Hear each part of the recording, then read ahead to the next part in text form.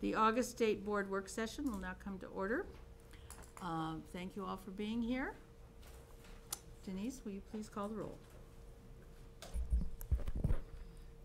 Lisa Fricke. Here. Patsy Ko-Johns. Here. Patricia Tam. Yes? Rachel Wise. Yes. Maureen Nichols. Yes. And my computer's not moving. Patrick McPherson. Yes. Molly O'Halloran. Present. John Witzel. Yes. Did I get everybody? My computer's froze up. Commissioner Bloomstead. Present. All present. We are dealing with, for those of you that watch us on the internet and are streaming, we're dealing with a new system today. So there may be some lapses in time here and there. But please bear with us and we will all end up at the same time. Information regarding the Open Meetings Act is posted on the east wall of this room on the south side of the door. The live web streaming will be available through the State Board of Education website, www.education.ne.gov/stateboard. We will move to board reports, dates, and discussion items. And this is where we usually have individual reports of where we've been since the June board meeting. And we will have a brief group discussion around events that were attended by several board members. And I believe this will improve our efficiency and expedite our agenda, giving us ample time to discuss key agenda items. And we do have some key agenda items that we want to give all board members a chance to discuss today. So the first one is, this month I would like to discuss is the following event as a whole group. The Nebraska Career Education Conference. Rachel and John, you attended. Is there a couple of comments either one of you would like to make? Just an outstanding conference. It's always great to go and be exposed to some of the new ideas and concepts of great practices that are happening around the state as it relates to career and technical education, and the continued enthusiasm that I think we see of expanding opportunities for young people around career and technical education. So again, sake of time, I will turn it over to John. Thank you, Rachel. Thank you very much. Yeah, the conference, if you will, literally covered most or all subjects when it comes to, if you will, career education, to include agriculture, business, management, health science, and CTE. So it was an all-encompassing conference that you were literally swamped with courses, briefings that were just exceptional. So thank you very much. Okay, thanks. Molly, Patrick, and John attended the School Mental Health Summit, disseminating and sustaining best practices in school mental health. Anybody out of that group want to make a comment? Patrick? Yes. You know, I thought that it was very beneficial. We went to the one, John and I were in attendance at the one at ESU 3. I just thought I've got some handouts that I brought from that, and I thought you might find them kind of interesting. They had 2,082 responses to their questionnaire. And concerns about addressing behavioral or mental health needs, 63% of the respondents had those kind of concerns.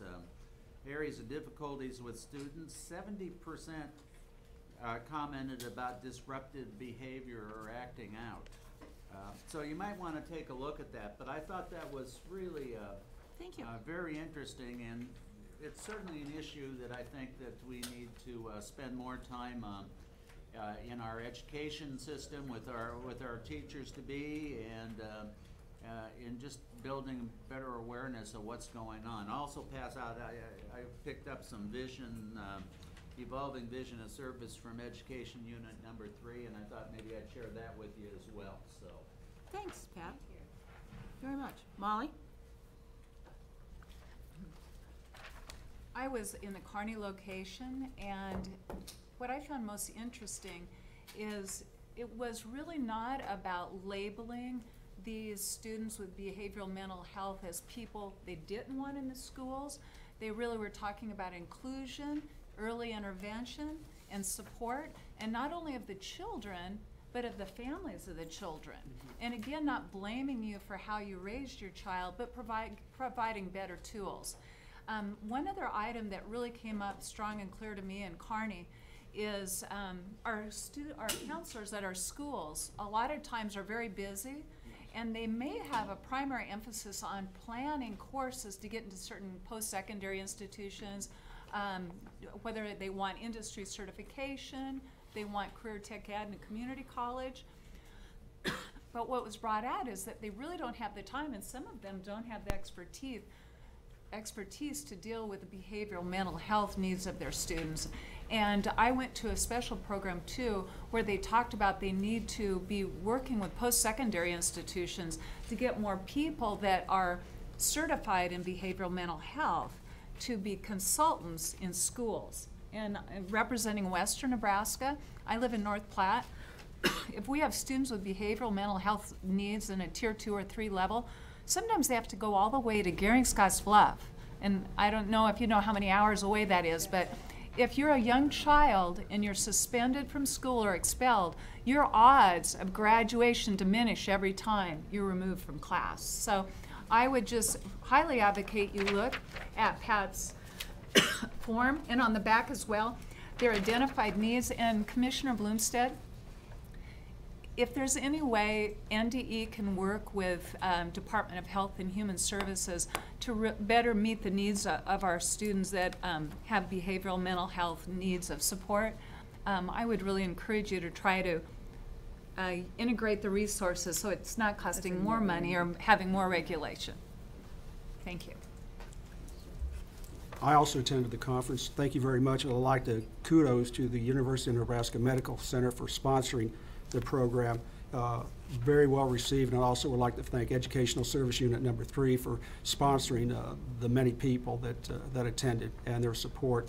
What I walked away with, we were divided up in different sections, and mine was workforce, and the issue is that we just do not have enough professional certified caregivers to, if you will, engage in the numerous challenges we have with behavioral health. But we walked away from the conference with 4 points, and it was to increase school attendance and performance, decrease average age of the first system contact, decrease cost per youth of receiving services, and increase the percentage of youth and young adults living in home settings. Those were some of the primary takeaways from the conference. Thank you. Okay. I would like to give a big thank you to our board members. I think this is probably the first time I've been at Administrator Days that we had a full board there. So thank you very much for taking the time out of your busy schedules. I know I had some really interesting conversations with some people that I don't normally get to see, and I saw a lot of you in the hallways or having coffee, talking to our administrators as well as attending the seminars.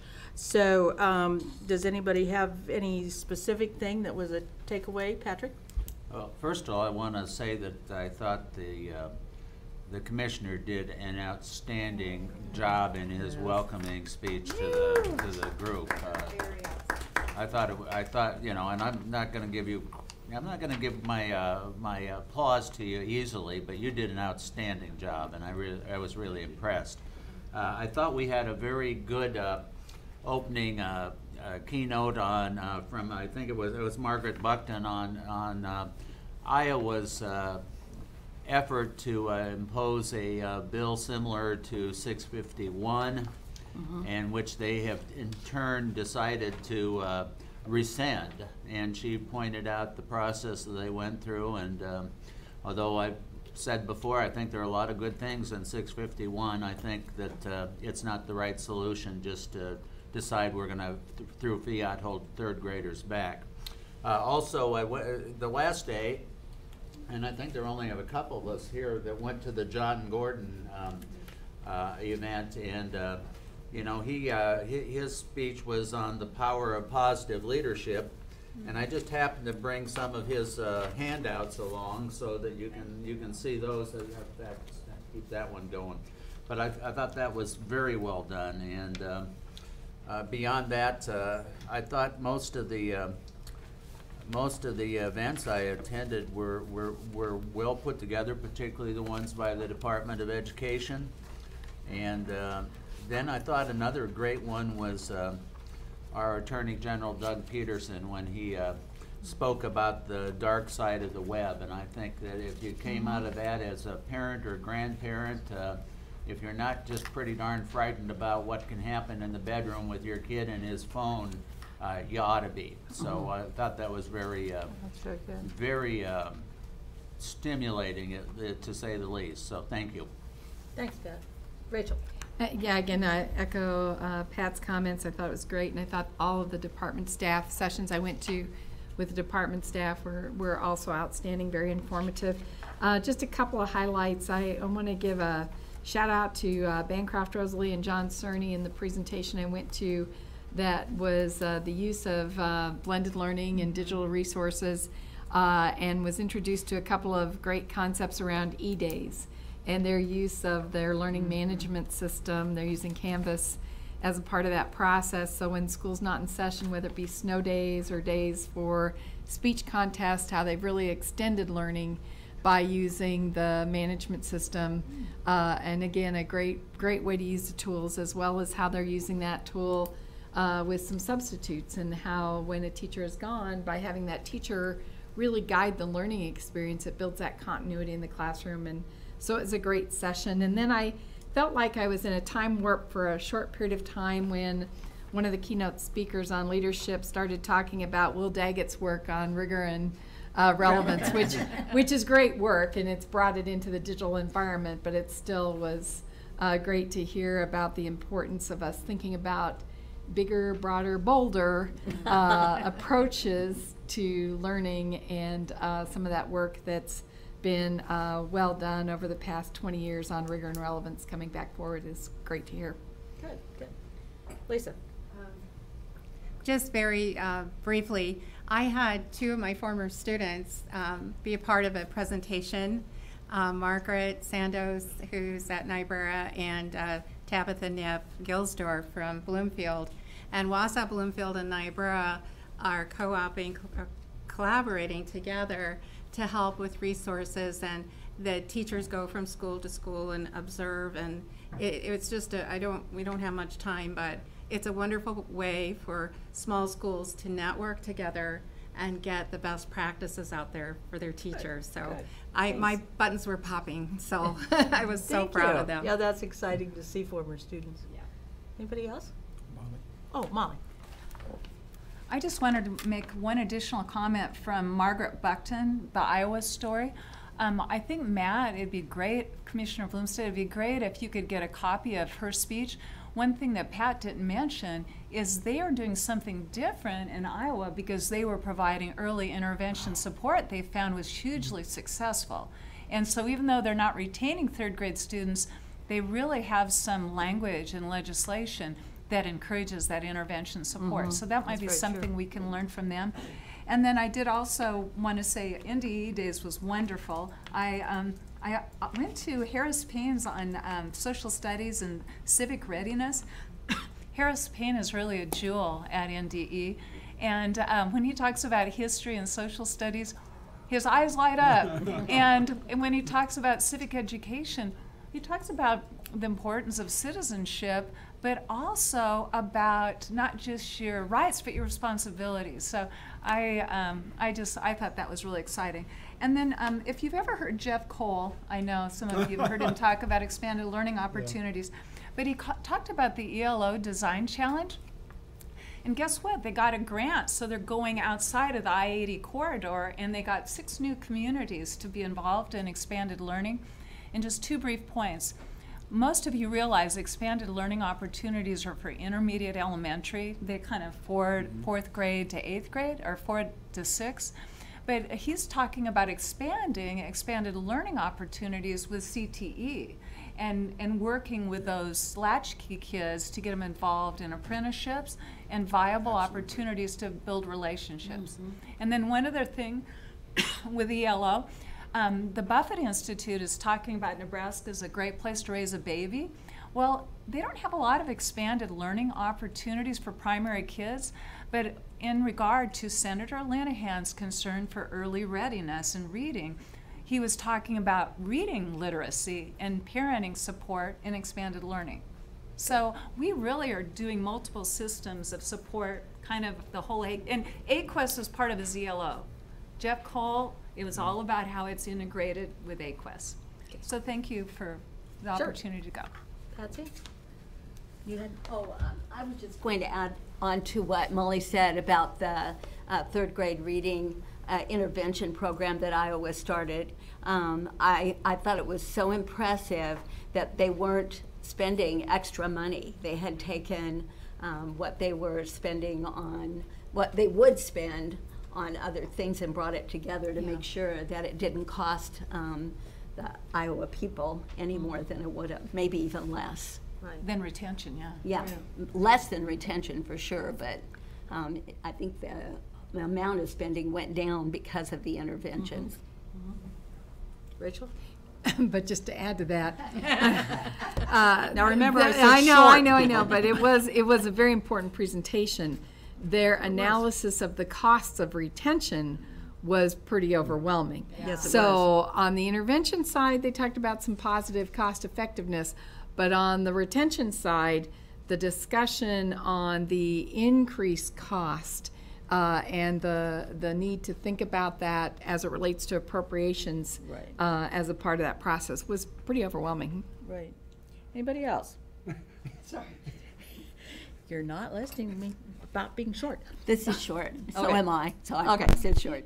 Well, what was amazing about her presentation is that it was not an emotional reaction to third grade reading at all. It was very logical, factual, and as you followed along, you knew that from start to finish. And I thought that was amazing, very logical. Okay, John, it's your turn. Thank you very much. I would just like to thank Dr. Mike Delaney with the Nebraska Council of School Administrators and working with our own NDE in providing us such an outstanding conference. They do a great job every year, and this year was no exception. Thank you very much. Patrick? Just one last word on 651, and I think that the speaker brought it out, but she indicated that the fiscal note on the LB 651 presentation, I think in Nebraska, was 0. And again, that doesn't take into effect the impact on local school boards, and where there certainly would be almost an unfunded mandate to those boards. So I guess Very I'm true. expressing my feeling on that bill, but I think it's important to point that out. Absolutely. Okay, anybody else have anything burning? Maureen?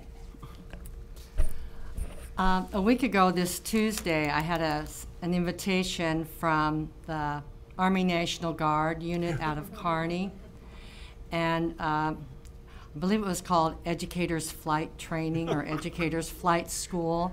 Oh, yes. But I was able to check off one of my bucket lists, and that was to ride in a helicopter. After giving us a briefing of a helicopter ride and what we needed to be, our safety measures and whatnot, we were divided into groups. And while one group was divided into two, going into two helicopters, the rest of us stayed on the ground and were looking at different pieces of machinery. And John, you would appreciate this. There's this big tanker, and nobody wanted to get up in it except one gentleman, and I'm like, I want up there. And it was just an awesome experience, but then there's the big hole in the top of the tanker with the gun. I don't know what you want to call it. And of course, my blonde gray, I said, well, where do I place my chin? Do I put it here? No. Just hold on to that and look through those holes there. And because when you push this lever, it's just going to go boom, boom, boom, boom, boom, boom at your target. But the helicopter ride was absolutely I was the only one that had my good camera with me, and I remembered to take that and took some great pictures. But two of the gentlemen, the general and the lieutenant colonel, are going to be speaking to the board tomorrow. But it was so wonderful to sit there when we got back from our ride to listen to various younger individuals talk about why they joined the National Guard and what it has done to their lives, and how it just happened to be, or the one girl that young lady that talked about, when I went to college, my parents spent a lot of money on me, and I just thought it was one big party. And a couple months later, I realized I did not want to be working. I think it was in a factory job, and so she said I signed up for the Army National Guard, and she said, I have to tell you, it has been the most incredible thing for me, and has changed my life. And it was story after story about that. And I shared the story as well that my daughter came home one day from high school and said, Mom, I'm going to go to the Army place tomorrow. I might sign up for the Army. And, I just said, okay. But knowing that she was a diabetic, I knew what the answer to that would be. And I shared with them, after listening to all these young people, that for me, it would have been the best thing for my daughter to have done. And how, when I can look back and say, it's too bad. Right. But I look forward to them coming tomorrow, because it was all about career pathways. Exactly. And that's what they want to do, is to partnership. And the General Lyons, has been a superintendent in St. Edward for years and has been deployed twice. But he's taken the year off, and his job is to go around from district to district to talk about how we can get this career pathways and how important joining the military at some aspect can be. So it was just a great day, and like I said, I checked off on my bucket list. I'm going to bring this to a close after. Yes. Because as I said earlier, we have a whole lot of things to talk about. Other Patrick? events, can I talk? Briefly. Well, I'm glad that, I'm looking at these young people, I'm glad that you finally got a bucket list thing out of your way, which they probably don't understand. But one of the things that John and I also did was we had the opportunity to go to the UNO Summer Institute on Educational Policy agenda on June the 9th, and speak to that group about the State Board of Education and our goals and our strategic plan, et cetera. Thank you. Lisa? I narrowed it from 9 to 1. Okay. So I just wanted to share, John and I went to Project Harmony, the Advocacy Center, and they did a presentation on toxic stress in children. ACEs is how they refer to it. Adverse childhood experiences, and how they have a list of 10 things, and if you have so many out of that, it's research-based, and it affects children. And one of the things that was startling to me, they had 6 out of the 10 ACEs. It diminished their lifespan by 20 years. If you had 4, there were some traumatic things that went with this.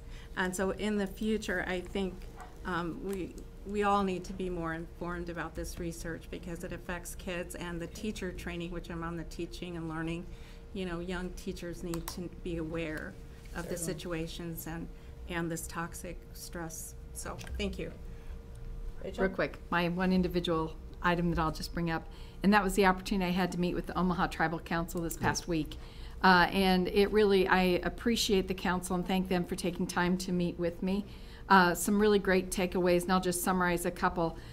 Transitions being a key piece of that. How do we better support transitions between grade levels, but in particularly post-high school? And those transition discussions were on college, career, and life from a broader context. How do we really focus on expanding cultural awareness and cultural sensitivity? And again, that was a great discussion. about how do we move forward on some of those kinds of things, even at a policy level when we make decisions, or at local school districts when they make decisions that we may not take into awareness, the cultural sensitivity. Some discussion around after-school programs, some special education needs and observations I thought were very powerful, but in particularly an instructional discussion around how do we really honor the visual strengths of learners that oftentimes may be associated with a cultural piece that we don't always take into account. And so I want to thank them for taking time to really give some great insight that hopefully will be intersecting into That's some going of to the be very decisions we helpful. make. Very helpful. John? I'll be quick. I just want to roll down some of our stakeholders and give them credit. In regards to, I'd like to thank the Boys Town, if you will, National Hotline Center and Behavioral Center for a very nice tour of their facilities and a briefing in regards to some of their future challenges and issues. We discussed ESSA. They are involved, and I did not realize how much involved they were. Also, in regards to attended with the Commissioner and NDE staff, we visited the Nebraska Commission for the Deaf and Hard Hearing. I want to thank Dr. Seiler at the Commission for allowing us his time and briefing. His biggest concern was also transitions. That was one of his biggest concerns that he relayed to us. Regards to the Commissioner, we were able to attend the Gallup Omaha Builders. It's a new organization that, if you will, assists young people in building their entrepreneurship business skills at a very young level. And the Gallup organization is sponsoring such a worthy venture. Sherwood Foundation, Rachel and I were able to attend the Sherwood Foundation and OPS sponsored reception this last month. Proved to be very interesting in regards to interacting with a lot of the contractors that OPS was working with in their strategic plan. Thank you, Ryan, for the STEM Academy kickoff. It was very interesting to see all of the young people. When I say young people, I meant our young teachers that are enthusiastic about moving forward with career education fields and STEM fields, see their initial approach in this career field. So thank you very much. Same happened the next day with the SAC Museum. They had a workshop there. Met with some dyslexia representatives in regards to identifying or screening dyslexia prior as early as possible. That's another issue. Lisa, if you would brief the League of Women Voters. Oh, we had an attendance of 45, thank you, Drew, sorry. Got excited about this. We had 45, we were invited to the League of Women Voters, and the Commissioner did a great job of answering questions of the 45 people in the audience. And John talked about AQuest and ESSA and how they fit together, and I just worked with the people and talked about equity versus equality. And so it was a very positive experience. And again, I learn every time I listen to either the Commissioner or any of the experienced board members, because Patsy and I are new and we appreciate learning. So that's all I've got to say about that. And lastly, just two other items, if I may. Pat, thank you very much. I had a meeting with Sam Meisel of the Early Childhood Institute, and a very productive meeting about some initiatives in the future, and Dr. Dan Snows at the ESU 3. We talked about some coordination issues with their council. Thank you very much. I'm going to have to give a directive that nobody I goes know. anywhere next year. No. Which brings me into the discussion of meeting attendance in the future. We've got NASB membership meetings coming up in the future. Some other things that people have put their name in for. If you have things this fall that you would like to attend and you have not said anything, please talk to Laura or to Ryan, and we will get that on the list so that we can vote on that tomorrow. And we will also, and we'll approve those tomorrow, so. And the monthly board travel expense report is attached in our new system, so you may review that at your leisure. So we move on to the Commissioner.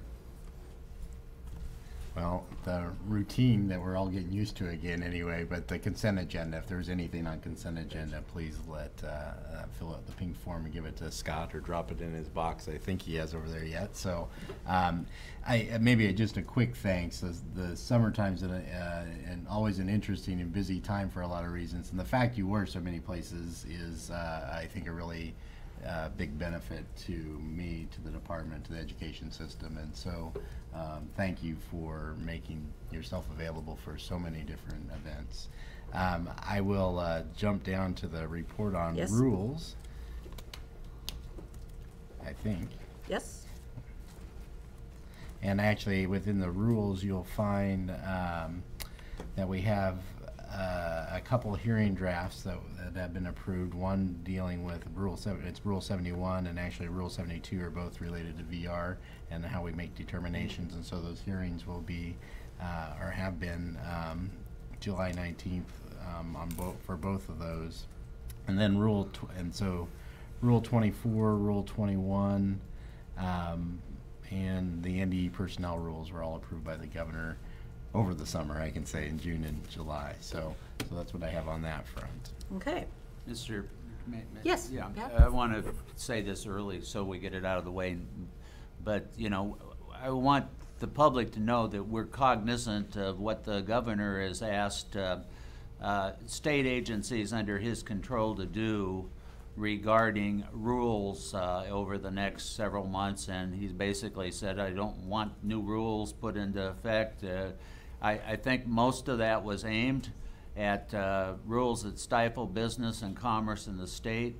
And the rule changes that we're seeing or promoting or going to be making in the next today and in the future are basically cosmetic rules that are either dealing with responding to new federal government regulations or new regulations where we really need to go forward to that. We are not creating any new bureaucracies or new regulations that are going to stifle business or commerce in the state. And like I say, I think it's just important that the public be aware of the fact that we're respectful of what the governor is trying to do with rules and regulations, but at the same time, we're trying to respond to what needs to be done under our jurisdiction as this board and under our responsibility and accountability as a board to do. Thank you. Thank you, Pat, for sharing that. And then I'm going to have Ryan come up Yes, if Ryan, Ryan has please. a report. And I think it's a great point that Patrick makes about our work is slightly different. The agencies underneath the governor have different work. The reality for us is we have that responsibility to manage and continue to shape the education system, and obviously with VR and that work. So thanks for that point. Well, now introducing Ryan, which everyone knows, but Ryan, thanks for being here, and I'll turn it over to you. So. Sure, I have a few points to share with you. Mr. McPherson acknowledged the young people who are in the room, and I'll point out to you that those are the state FFA officers. Good. And they are in the building this week for their training, and so an opportunity for them to come in and see how a board works and operates as part of their training and moving forward with their year of service. We are continuing to take very seriously the implementation of the strategic vision and direction that you have laid out for the board and for the agency. And Corey Epler and Dean Folkers have worked with staff, in particular team leaders and program managers and directors, to think about how activities align with those outcomes and strategic priorities.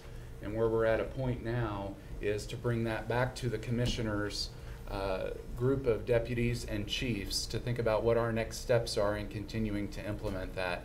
And so next week we're working with some representatives from the Chief Council of State School Officers who do this work with states across the country to work with that implementation process. And so we look forward to continuing to update you on that strategic plan and those metrics, and really thinking about what is our next step with respect to performance management as an agency and connecting that to the strategic plan. As you have policy research questions and questions about programs, feel welcome to share those questions with me, and I'll work with staff to get you the answers so that you can be briefed and updated on what you need to know and want to know about our programs and about the policies and upcoming policies within the Department of Education. You'll know that Patsy and Lisa attended the NASB new member forum, and I traveled with them as they had an opportunity for board executives to brief them on their duties. There's an affiliate organization related. And one thing that caught my eye in that meeting were the number of publications that NASB puts together. One of them is called Boardsmanship Review. And this one is about working with the media. And a neat point about this is that NASB highlighted your policy on working with the media as a model policy that is shared with other states. And so if you get on NASB's website and look at their boardsmanship review, you'll see how you're highlighted there as having a model policy. Thank you. Thanks, Ryan. Okay, we will move to item 4, our standing committee reports. Maureen, would you please report on our Teaching and Learning Domain Committee meeting? I will, thank you. We've had a busy committee meeting yesterday afternoon and again this morning. We discussed the draft Nebraska College and Career Ready Standards for Science. Corey Epler and Sarah Cooper shared information with the committee on the development process and the public input process. And we've asked Corey and Sarah to share more information with the board. And so if they would come forward, I think you'll see a lot of enthusiasm from both of them, especially Sarah. So if you were in the committee this morning, I've got an updated version.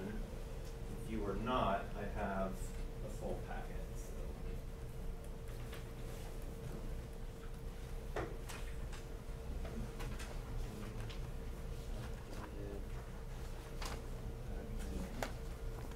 Thank you, sir. Thank you.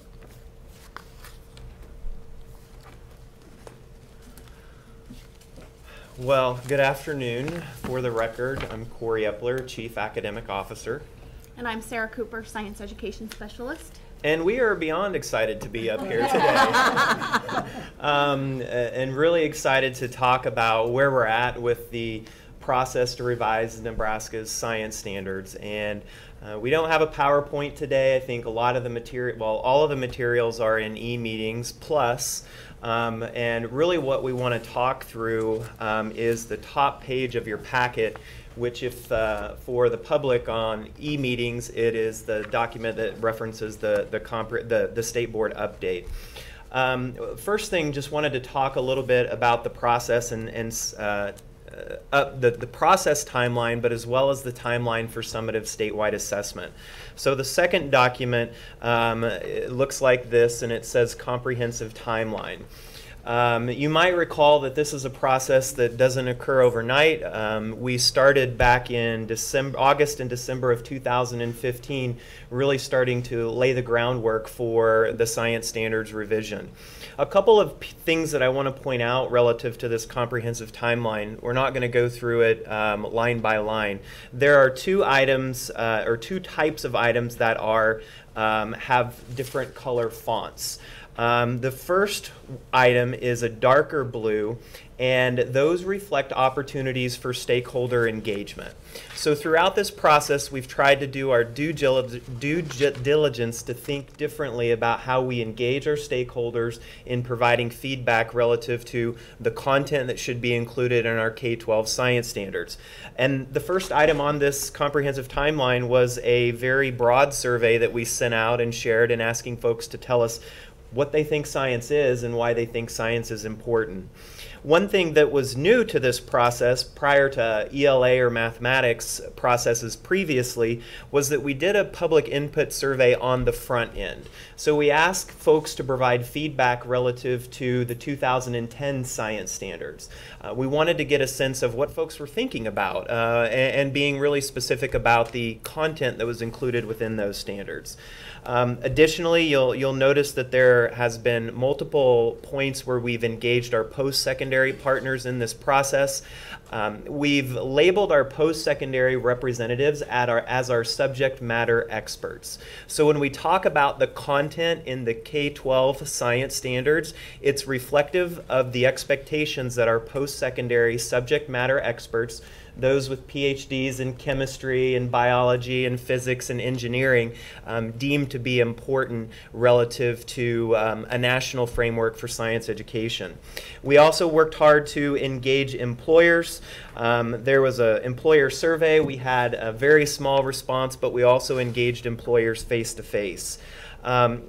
Before I talk about public input survey number 2, I want to reference the other shade of blue font on this page, and I highlighted the places where we came back to you, the State Board of Education, and provided updates. Part of this process is a continued communication with the Teaching and Learning Domain Committee as well as the full board. So I wanted to highlight how we've continued to communicate with the State Board relative to the process and expected outcomes as well. So the next piece on the update page goes to the item that is on the second page of the timeline, which is public input survey number 2. We, as I mentioned, continued to think about how we go about creating additional opportunities and more collecting more feedback from our stakeholders. And in May, we opened up our second public input survey, which was asking stakeholders to provide feedback on the draft of the standards that you saw in May, the draft that is still out there until the draft that will replace it today. And we had 705 responses to that particular survey. I'll point out that we have put up the public input document on e-meetings, the whole 114 pages, so you're certainly welcome to read all of the comments. But I wanted to mention that that number 705 we think is significant. Could it be better? Absolutely. For context, in our previous revision of English Language Arts, we had about 230 do the survey. For mathematics, it was about the same. So what we have here is basically double of ELA and math put together. And I really attribute that to the survey design. We worked with data research and evaluation team. We asked individuals not to provide feedback on the entire set of standards, but they could choose grade levels. So if you're a parent and you want to look specifically at first grade because you have a first grader, you were able to do that. The other thing that I'll attribute to that is our work with our communications team. We're really thankful for the work of that team and David Jesperson, our public information officer. Poor Sarah was on the radio and TV so much. She became a celebrity. But we were out there on the radio and on television asking folks to provide input relative to the survey. The feedback that we received through the survey, you can see some high points on there relative to who completed or started the document. We had around 63% that were educators. 21%, which again is much higher than we've had previously, indicated themselves as a parent or guardian. As you get into the detailed report, you'll see that we even had some students complete the survey. So students took some ownership in what they expect out of science education in Nebraska. Just overall, the respondents indicated at about 90% that they felt that our standards were appropriately challenging, that they were connected, that they were clearly worded, and that those standards were scaffolded. Those criteria reflect the criteria we've set for all content area standards because it is important that our standards are of the utmost quality. And we've worked hard to really create parameters around what quality looks like and the expectations we have of our writing team. So certainly we, like I'd mentioned, we're happy with the amount of public input, not only on this survey, but at multiple points throughout the process. And we continue to get feedback even today. We're getting emails this morning, not just from constituents, but from post-secondary partners as well, because because they play a key role in the process also. If I could just real quick, I want to jump back to the timeline because I also wanted to reference the timeline for statewide summative. It's on page 3 of the document. For the committee members, there is some additional information that we put in there which reflects the need to have a new copy. We really see the implementation of the standards as a multi-year process. Pending approval by the State Board of Education in September, we're outlining that school year of 17-18 as a year for adoption by local districts as required by rule and statute, but also exploration. We really think it's important that we provide recommendations relative to what exploration looks like because these standards are different than our 2010 version. We have raised the rigor around science education, so we recognize that there's a need for a deeper exploration of the standards themselves before schools start to think specifically about curriculum, instructional materials, etc. And what Sarah has really outlined is a staggered implementation process that takes into consideration the statewide summative and the expectations for that. And I'm going to ask Sarah to talk through a little bit about the staggered implementation process. We've developed a draft implementation plan that allows districts, the model we're using is, like Corey said, it's phased in so that districts aren't implementing these standards at every grade level. The phased-in approach would mean that in implementation year 1, which is 2018-2019, grades kindergarten, 3rd, 6th, and 9th would be the grade levels expected to implement. And then following year would be 1, 4, 7, and 10. So throughout this process, those students transition and there's never a gap between the content they're being taught, the standards they're held accountable to, and the testing. Because in 2021, when those kindergarten or when those 3rd graders are 5th graders, that's when they would be assessed. And that takes the burden off of the districts as well to have to gather the resources necessary for teaching science in a hands-on applied way for every grade level at a time. As Sarah mentioned, the first year that there would be a full implementation of a statewide summative for science would be in the school year of 2021. So in the spring of 2021 is the first year there would be a full implementation of the summative statewide for science. I wanted to clarify that because we do get a lot of questions around when that will occur, and I appreciate the thought behind the idea of a staggered implementation and really ensuring that there are those pieces that are considered before we get to the spring of 2021. In light of public input, we continue to have questions about what has changed, and I will say that there has been a lot that's changed. Some of it's very minor. Some of it's a word, and some of it's a colon or a comma. But we've actually went through all of the input, whether it's received via email or via the survey, individually, line by line, and considered it. And I think that's really important to note is that every piece of feedback that we get, we read, we recognize, and we talk about. And we ask our post-secondary experts as well to really weigh in on their considerations around that. One of the big things that we continue to hear in conversations from educators and administrators and as well within the feedback survey was, what's the 12th grade year look like? Because the standards as they came to you in May reflected K through 11. And so after May and in some of the conversations, Sarah and I put our heads together and we said, let's think about that 12th grade. So the draft that you see today reflects what we're calling plus standards. And they are course-based standards. So standards put into 4 courses: chemistry, physics, advanced biology, anatomy, and physiology.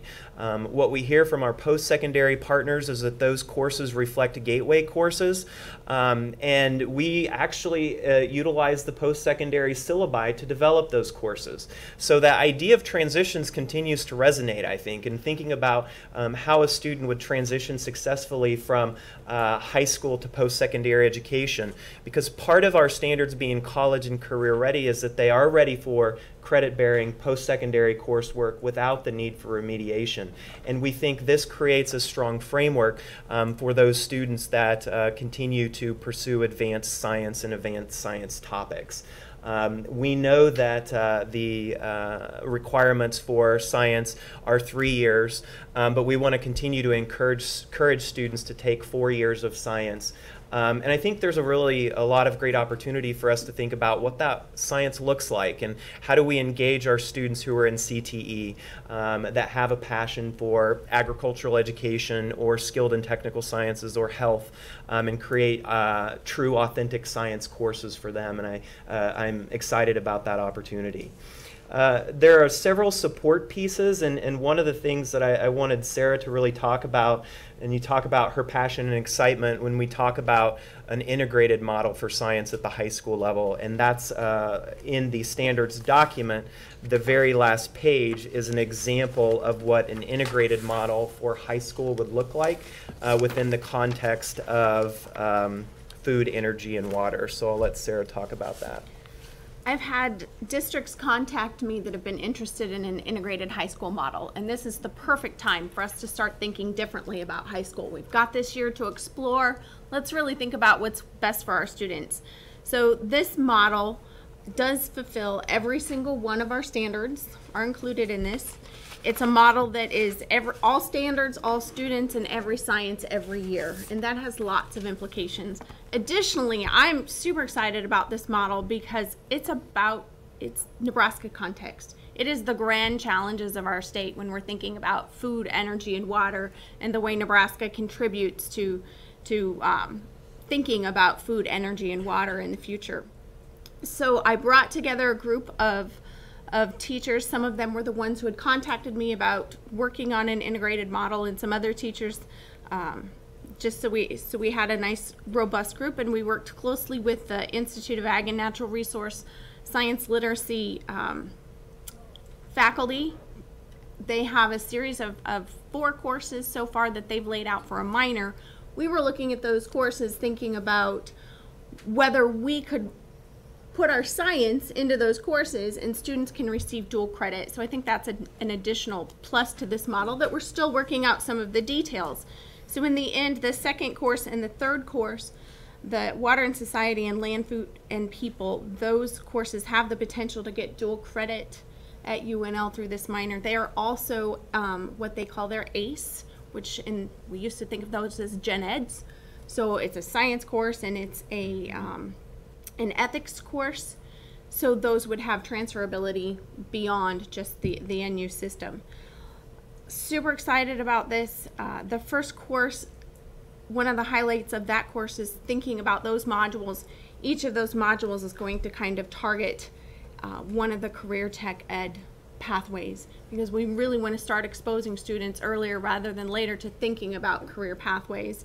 So then in that second year, if they were excited about a pathway, they could start taking pathways courses. After that first year course, they really could take physics in parallel with the Water and Society course if they think they're pursuing additional science. So there's lots of options.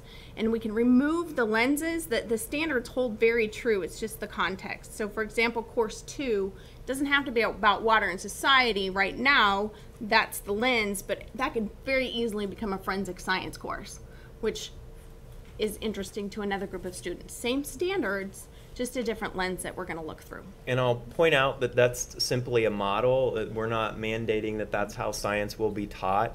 We're showcasing it as an exemplar. We had some really good dialogue and appreciate the comment about NCAA requirements, and we're already exploring that and connecting with the university as we talk about transcripting and ensuring that NCAA requirements would be met through an integrated course system as well.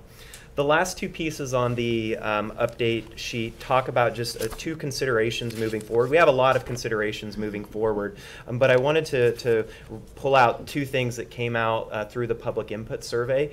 Was the support needed relative to instructional resources.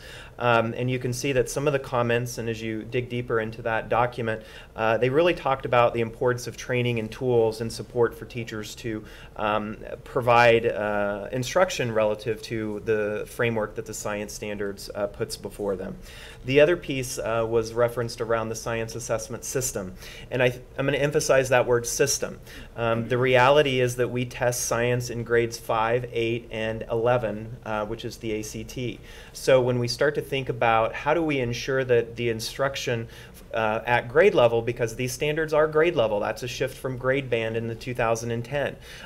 It's really critical that we think more systematically about supports we provide relative to assessment. Because the standards are different, assessment approaches will be different. And it's exciting but scary, and there's so much we're not alone in this from a state perspective. This is something that all states are wrestling with as they think about three-dimensional standards. But that was, again, I bring that forward because that was articulated through our stakeholder feedback as well as how does this look like from an assessment perspective. Before I stop there, I'll just mention that our hope is that we will be back in September. Sarah and I will present our recommendation to the commissioner for approval. Pending his approval of that recommendation, that will be what we will come back with in September is the commissioner's recommendation for approval of the Nebraska Science Standards. Any board members have questions? Yeah. Rachel. Remember which way to look. Thank you. Thank you, Maureen, and thank you, Corey and Sarah. One thing that just crossed my mind, I love the staggered implementation process, and we had discussed that earlier in committee, and I think there's a lot of value in that. One of the other things I think we probably should just double check and make sure that we think about the context of our 7-year cycle of adoption as well, because that really pushes that 2021 group that's implementing at that point, and then turning around in 24 starting to look at the revision process. So maybe give some thought through the statutory requirements and how that will kind of factor into a longer implementation process. Yes, thank you.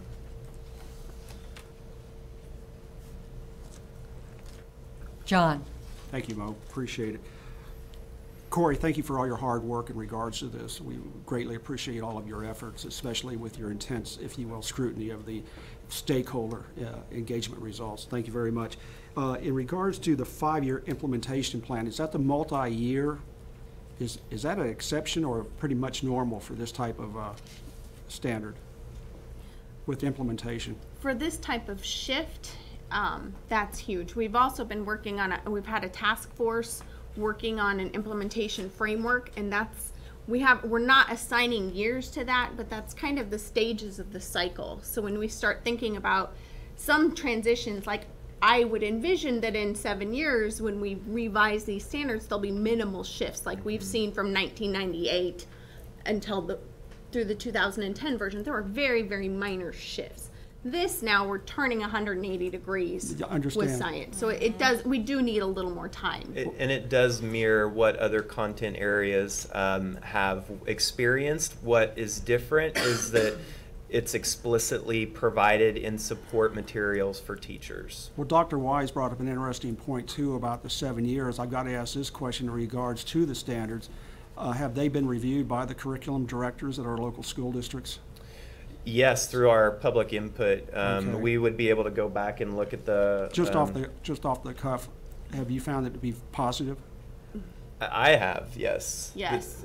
A lot of them have said thank you too, because I think hearing the clarifying the expectations, and this shift from grade band to grade level is often a topic of conversation, but that was really as a result of the public input survey on the front end, because educators were finding that the clarity around where things should be taught wasn't explicit.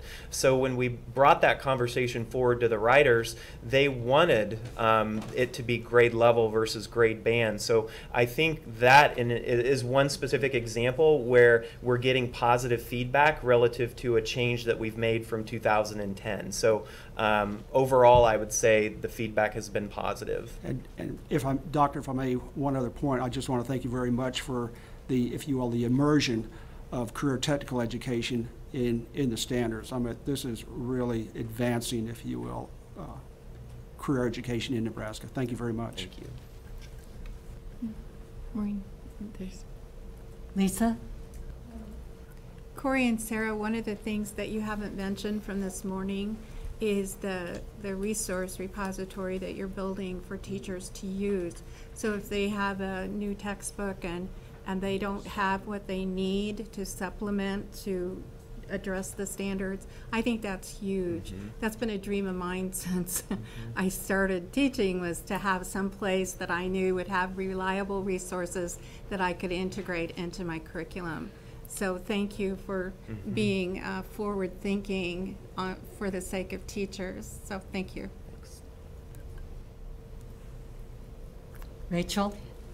just real quick, if you could take a minute from this morning also, we had the advantage of some time on this, but you did a nice job in kind of talking about process standards versus content standards, and that, you know, the change that we're moving towards with science as a result of moving into that concept of process standards versus content, and where the curriculum comes in. Could you just talk a little more about the difference between? After the meeting, I thought of conversations that we often have with employers, because there's always this debate around content versus process, and the balance between the emphasis and integration of both. And so often when we talk to employers about content knowledge and expectations within that given area, I know many employers that say, get us a baseline level of content knowledge, because a lot of that they will learn or we can teach. The challenge in what employers have articulated is the process piece, which they often struggle with helping young employees, or not even just young employees, but employees being able to master. So the way we see it within the science standards is it's not just about memorizing facts and knowledge. Those foundations are important. Equally as important is how you utilize those facts and that basic knowledge within processes that scientists engage in on a regular basis. So that idea that you know, we don't want content knowledge to simply become a checklist. And reciting and defining, that's important, but thinking about how that is integrated and how it's utilized in what I would say is an authentic representation of not only post-secondary coursework, but in the workforce. And so that's where I think what makes three-dimensional standards different is how processes and content come together and really provide that strong foundation. We can't neglect the content. It's the foundation. I'm reminded of our conversation around civics, how that content is really important, that foundation, but those processes become how a student would utilize that content in an authentic manner. I don't know what you would add to that, or? I think that's it. Molly? Yeah, I kind of envy you all that have been really immersed in this. I'm not on that domain. But it seems to me that the difference in these new standards is we're going to engage the students in their own learning. And I really like incorporation of student performance, understanding, and skills. So back to the teachers needing training tools and support to teach the revised standards, I'm just wondering, have you talked much about the repository, having some virtual learning, hands-on regional outreach that are really career tech infused? And if so, are we going to be using those little face things like Pat handed out? Or, I mean, are we really going to be teaching for jobs of the future too that are science related? Thoughts relative? Well, I know what we've been talking about as we think about how we might design the instructional supports for the integrated high school model, building in those additional content pieces for teachers so they're learning if they're lacking content, thinking about this. But we have thought a lot about the online learning for teachers, and in the document that's going to support teacher implementation that provides some more outlined details to support teachers as they implement these standards, we envision that as a living document where all of these icons in here become live links. So the Nebraska icon can take you to Nebraska-specific resources that have been created so that you can click on all of the codes. The standard code would be clickable and take you to lessons and resources that you can use for that. That's the big lofty goal that we have for this. Fortunately, my ESU science cadre is super excited about that vision as well, and really would like to help do some work around that. And we know that it's going to take time. Also, I have approached our science teachers organization. I think they play a crucial role in this, and that's a safe place for teachers to feel like they can provide input and help. So working with them again, pulling in our resources, working together so we can create that for our Nebraska teachers. Now, will we have virtual reality goggles? I'm not sure. But this idea of a repository is a goal of the strategic vision and direction too. So I think one of the challenges that is in front of us is making sure it's connected to all of the systems. And I have great folks that want to run hard. Sometimes I'm trying to catch up after Sarah, as you might imagine. But really saying, as we build this, we have to be sure to make certain that it fits within the larger system that we're building around digital teaching and learning and a content repository too. So. And Molly, to your point of careers, I have been encouraging teachers that we should never teach science content out of the context of what scientists that actually use that content do, their work. Like, we should not be teaching about diseases if we're not talking about careers in public health, for example. So teachers have said that they need those supports. So again, thinking about as we create this living, live, beautiful thing, that it would also have those suggestions for teachers of these are careers that, as you're exploring these topics, make sure you're exposing your students to. This is my last comment on, I don't see a page number, but it's about Nebraska Connections, Civic Science Connections, Computer Science Connections, Engineering Tech Apps, and Engineering Design. I don't know what the page number is, but what I really would recommend, do you remember when you were sharing some of the career tech visits where they went to the different pathways? And the virtual tours. Yeah. What I was thinking with these connections, wouldn't it be cool if you actually showed some apprenticeships with STEM and showed those kids involved with those civic science connections and highlight those, and then maybe that would engage the students. And I don't know if women still are underrepresented in STEM, but I would really encourage you to get diversity if you do some virtual tours of these connections. Thank you. Thank you. Lisa? One last thing to showcase. Microphone. You mentioned teacher training this morning. Could you briefly share what you have in mind for that? Well, and the work of professional learning relative to our educators has already began, and Sarah has really worked hard to continue to engage the ESU science cadre, because we can't do it alone, certainly, but I also recognize that we have to engage teacher leaders too. And so I think that's part of our challenge in moving forward, is how do we continue to engage our teacher leaders as well. I think an audience that is important to consider how we work with are our teacher preparation and faculty, and thinking about what supports are we providing to teacher prep institutions relative to the shift in standards. So we have a teacher ed forum next, I guess, Wednesday, where we'll have our teacher prep institutions in to talk more about this specifically too. Thank you. Patrick. Thank you. You know, I'm always concerned about parental and public input. And I guess, you know, over the last couple months, we've had several folks come and talk to this board in their public response period. And I'd ask you, have you listened to them, and how have you responded to them and their concerns? Well, and I wasn't in the May meeting. I timed that just right, didn't I? But we often get email responses, and again, every one of those emails, we had one from a stakeholder that listed very specific recommendations to changes to make in the standards, and we made some of them. I printed it off and I took it over to Sarah and I said, please go through each one of these individually and let's consider them. And she did. And in fact, some of the changes that were articulated in that specific email had already been made.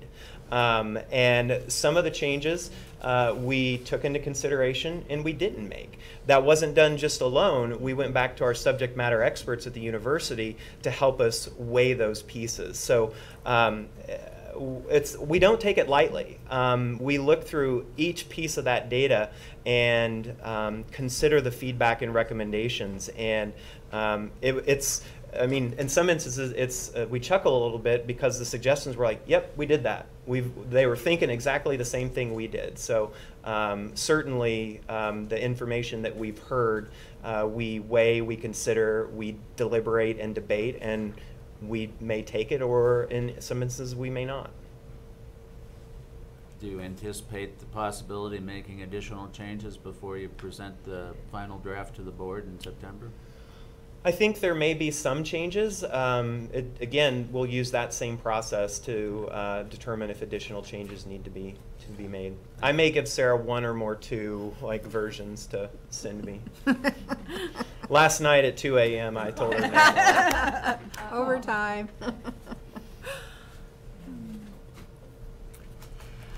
Well, the committee has recommended the college and career ready standards for science to come before the board next month for adoption.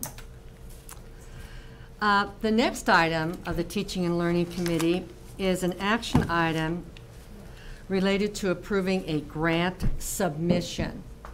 After discussion with staff, the committee recommends the board approve submission of the grant application for the high school career and technical education teacher pathway initiative. And you have that information on your e-meetings. The last item was related to the statewide assessment system, specifically ACT and the English Language Arts Assessment and the ELA alternate assessment. Maureen, we're going to take a quick break because I know this is going to take, we want to have a good discussion time about this as well. I approve. So, thank you. So we'll take just a few minutes.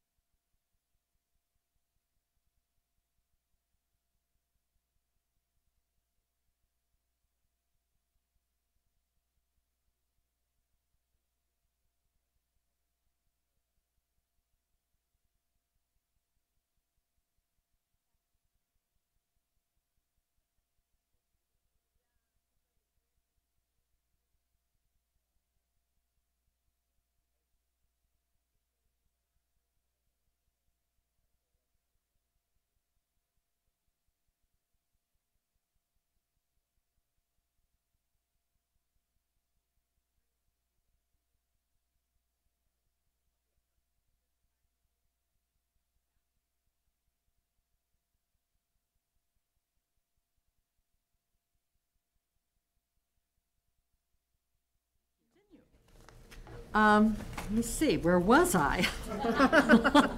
Okay.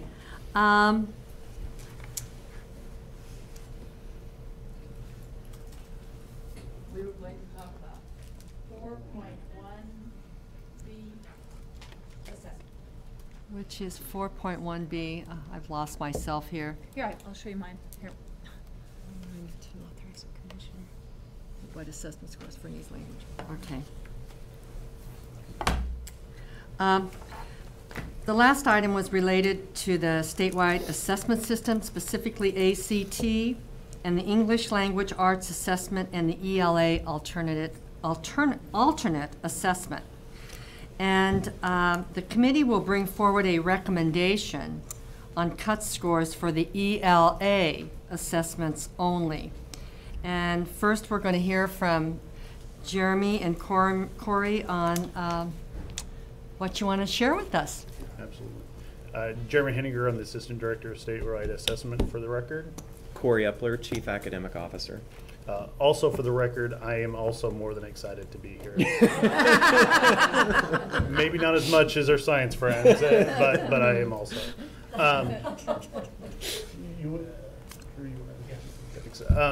So we're here today. We're bringing forth the Commissioner's recommendation for statewide assessment, specifically around the College and Career Ready English Language Arts assessment in grades 3 through 8 and the alternate assessment in ELA for grades 3 through 8 and 11. And give a little bit of background here before we actually get to the recommendation. Standard setting is the process of describing levels of performance and then identifying the ranges of test scores associated with those levels. On NISA, we've been using the levels below, meets, and exceeds. Standard setting ultimately gets us to cut scores, and those cut scores are the lowest level of test score in a specific category. And so the cut score for exceeds, in this case, is 135, and for meets is 85. And that's, we've been using those common numbers on a scale score for a number of years now. That is on a 200-point scale. The question that we've asked ourselves in the past, and we've asked the panelists that come together to make a recommendation to the department, has been, what does a barely proficient student need to know? So in all of our legacy standards, that is the question we asked of those participants in terms of those the NISA tests. I don't want to call them old because we're still using 2 out of the 3 of them, but I'm thinking about new all the time right now. So when do you set standards? You set standards the first year of assessment, right? Anytime it's the first year, you have to set new standards, new cut scores to make that happen. Typically you do test ahead of time, so you have the actual information about how students do to make those decisions. Anytime a test changes significantly, you also need to set new standards, new cut scores as well. And anytime policymakers want to adjust expectations, so this happened a couple of years ago with writing. We were all in the 90% for the writing test as far as being proficient. There was a decision made that we needed to increase the rigor and increase the expectations. So we went back, did some processes, and ultimately adjusted those cut scores once again to increase those expectations. The precipitating event in this particular case for ELA, and I should mention this, we're going to talk about ELA in general, and then we'll go back and have a discussion about ACT here in a little bit. So this is all about the ELA test in grades 3 through 8 and 11, like I said. But the precipitating event in this case is your adoption of the College and Career Ready ELA standards. Anytime you adopt new standards, you have to realign, possibly design a new test and then realign that test to those new standards. And the change in rigor had an effect in this, and the expansion of item types. We went from only multiple choice to an increase of different item types, drag and drops, and those types of things. And so all of those had an effect and caused the need for us to reset standards at this point in time and to determine those new cut scores. So the ELA process is a traditional process that we've used. It's judgmental based on content. And so over 7 days, at different times for different grades and everything, we had over 75 teacher content experts come in to participate in that process to make the recommendations. The panelists used performance level descriptors, or PLDs. Those were also created by teachers and had teacher input in those proficiency level descriptors, and we'll give you some more context on those in just a second. But those proficiency level descriptors really describe each of the levels, right? So we have the 3 levels. The proficiency level descriptors explain what a student is like or could be able to do, or what they would know at each one of those levels. So we actually do that work ahead of the test. And then the panelists also use the test content itself to make recommendations about cut scores. They do this in multiple rounds, and they have multiple discussions over the course of the time that they have to do that. That includes access to impact data, other test results from different sources, so they have that information available to them. And that includes a process to look at consistency across grades. One thing that we always want to keep in mind is there shouldn't be big swings from grade to grade. But there can be small differences. They don't have to be the same, right? And because the content drives those decisions, teachers looking at content drives those decisions. So these are the overarching proficiency level descriptors that we used. Each one of these would go into more details about each of the indicators and the standards. So these are the big driving forces. I'll make one comment here before we get into each one of these. Level 1, 2, and 3. At this time, we have a lot of transition approaching for assessment, right? We have a new contractor coming up for this year. Our tests are going to continue to change some. We have a math transition coming up for new college and career ready math standards. And so at this time, I think after really good discussions, we think that it's probably good to stick with a temporary name. So in the past, we've used below, meets, and exceeds. For right now, we're recommending level 1, 2, and 3.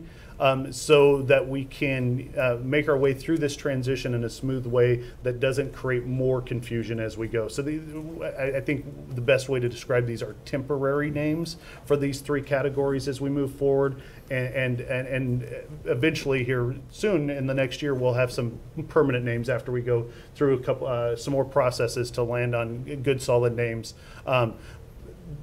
Regardless of what the beginning name is, the description would stay there for this year. And that's really where that information helps educators know, and parents know, and students know, because it describes their performance on this particular test. And so you can see level 1 is the highest level. So the learner demonstrates advanced proficiency. It talks about the college and career ready standards. And it also mentions that it's a piece of evidence. It's one thing that we always want to bring up. Summative assessment is just a piece of evidence. It's not all of inclusive. It's not universal. We don't know everything about a student just because of a summative assessment, but it's a piece of evidence. And then there's a claim associated with it that it will likely be ready for academic success at the next grade. I don't think we could be any more sure of ourselves than that statement right there, because there's lots of things contributing to a student's success or the possibility of success moving forward. And so that statement was purposely done there as well. The next level, level 2, is that proficiency level. The level 1 and 2 would be proficient, and that's that middle level, or meets traditionally where it's been. Demonstrates proficiency of knowledge and skills at the grade level. Once again, mentions the college and career ready standards. And once again, evidence will likely be ready. We didn't think that there was any more solid of a claim at that level than there is at the exceeds level, because still students are unique individuals, and we can't know by this one piece of evidence anything about their future more than probably that. Level 3, learners do not yet demonstrate proficiency, and it's likely that they may need additional support to be successful, have academic success at the next grade level. That's the other, I think, important thing, is it says academic success. This is we're only talking any claim about academic, all the social emotional things and those types of things. We don't know anything based on this content test about those things, right? So worked really hard. We're pretty happy with those descriptors right now. Those are the descriptors that teachers used in conjunction with the content of the test to make a recommendation to us that we went through as well. Just for clarification, level 1 and level 2 would be proficient, level 3 would be non-proficient. So if we have those two above, the one below. And so the recommendations that we're bringing to you for consideration for discussion today and for consideration tomorrow are as follows. One thing I'm going to, this is notes about that, I guess. So I already mentioned what grade levels those are. It's important to note that there's 3 levels, but only 2 cuts per grade. And so technically for all of these grade levels, we have a total of 26 cuts that we're making recommendations about in this process. The numbers you're going to see, I mentioned earlier that the scale was 1 to 200. The scales you're going to see today are temporary scales that we used for the process. Eventually, shortly after our action this week, or your action this week, we'll be able to put those on a common scale so that the same number on that scale score will mean the same thing across grade levels. Right now, those don't mean the same thing across grade levels, but that will be done for ease of use and understanding for people out in districts in the community. So the numbers are not super important, but they do associate with content on the test. And it's really important that we're asked to note that we ask a different question this time. Last time we asked, what does a student need to know to be barely proficient? This time we asked teachers, what does a student need to know that is college and career ready or on track to be college and career ready need to know and be able to do? Those are very different questions, right? And so we expect very different results from those two questions as far as what happens with the results, at least initially, especially as we make changes to curriculum instruction and improvements over time. So those cut levels at the between level 1 and level 2 and level 2 and 3, we handed those out to you. You can see those numbers there. That is for the general and the recommendation for the alternate.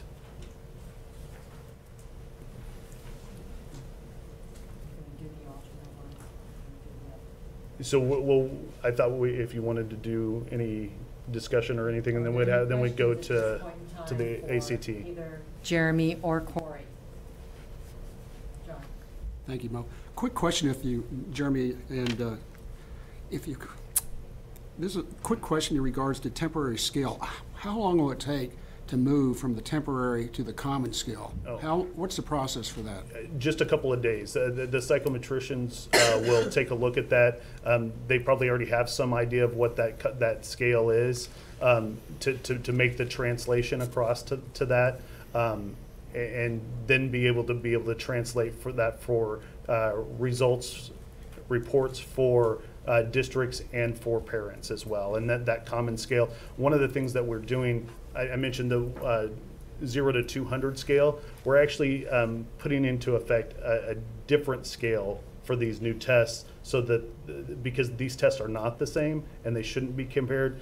The last one test was a reading test. It was aligned to old standards. This is an ELA test. It's aligned to new college and career ready standards. And so those scales will not be the same. It'll be a 200-point scale, but it's not the same 200 points. And so when that's translated across, it's a fairly efficient process that the psychometricians will do to do that. And it's really important that we do that, because comparing these two tests really shouldn't be done.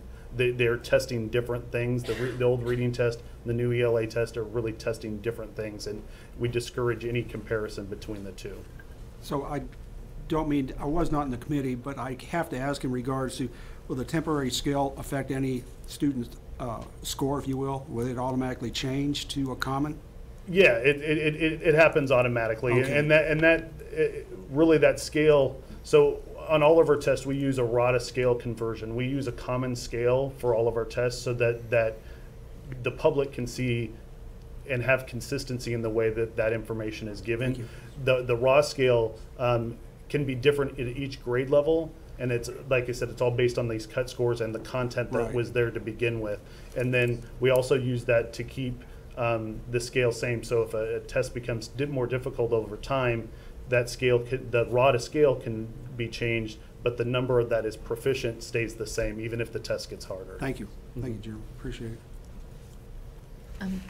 Patrick?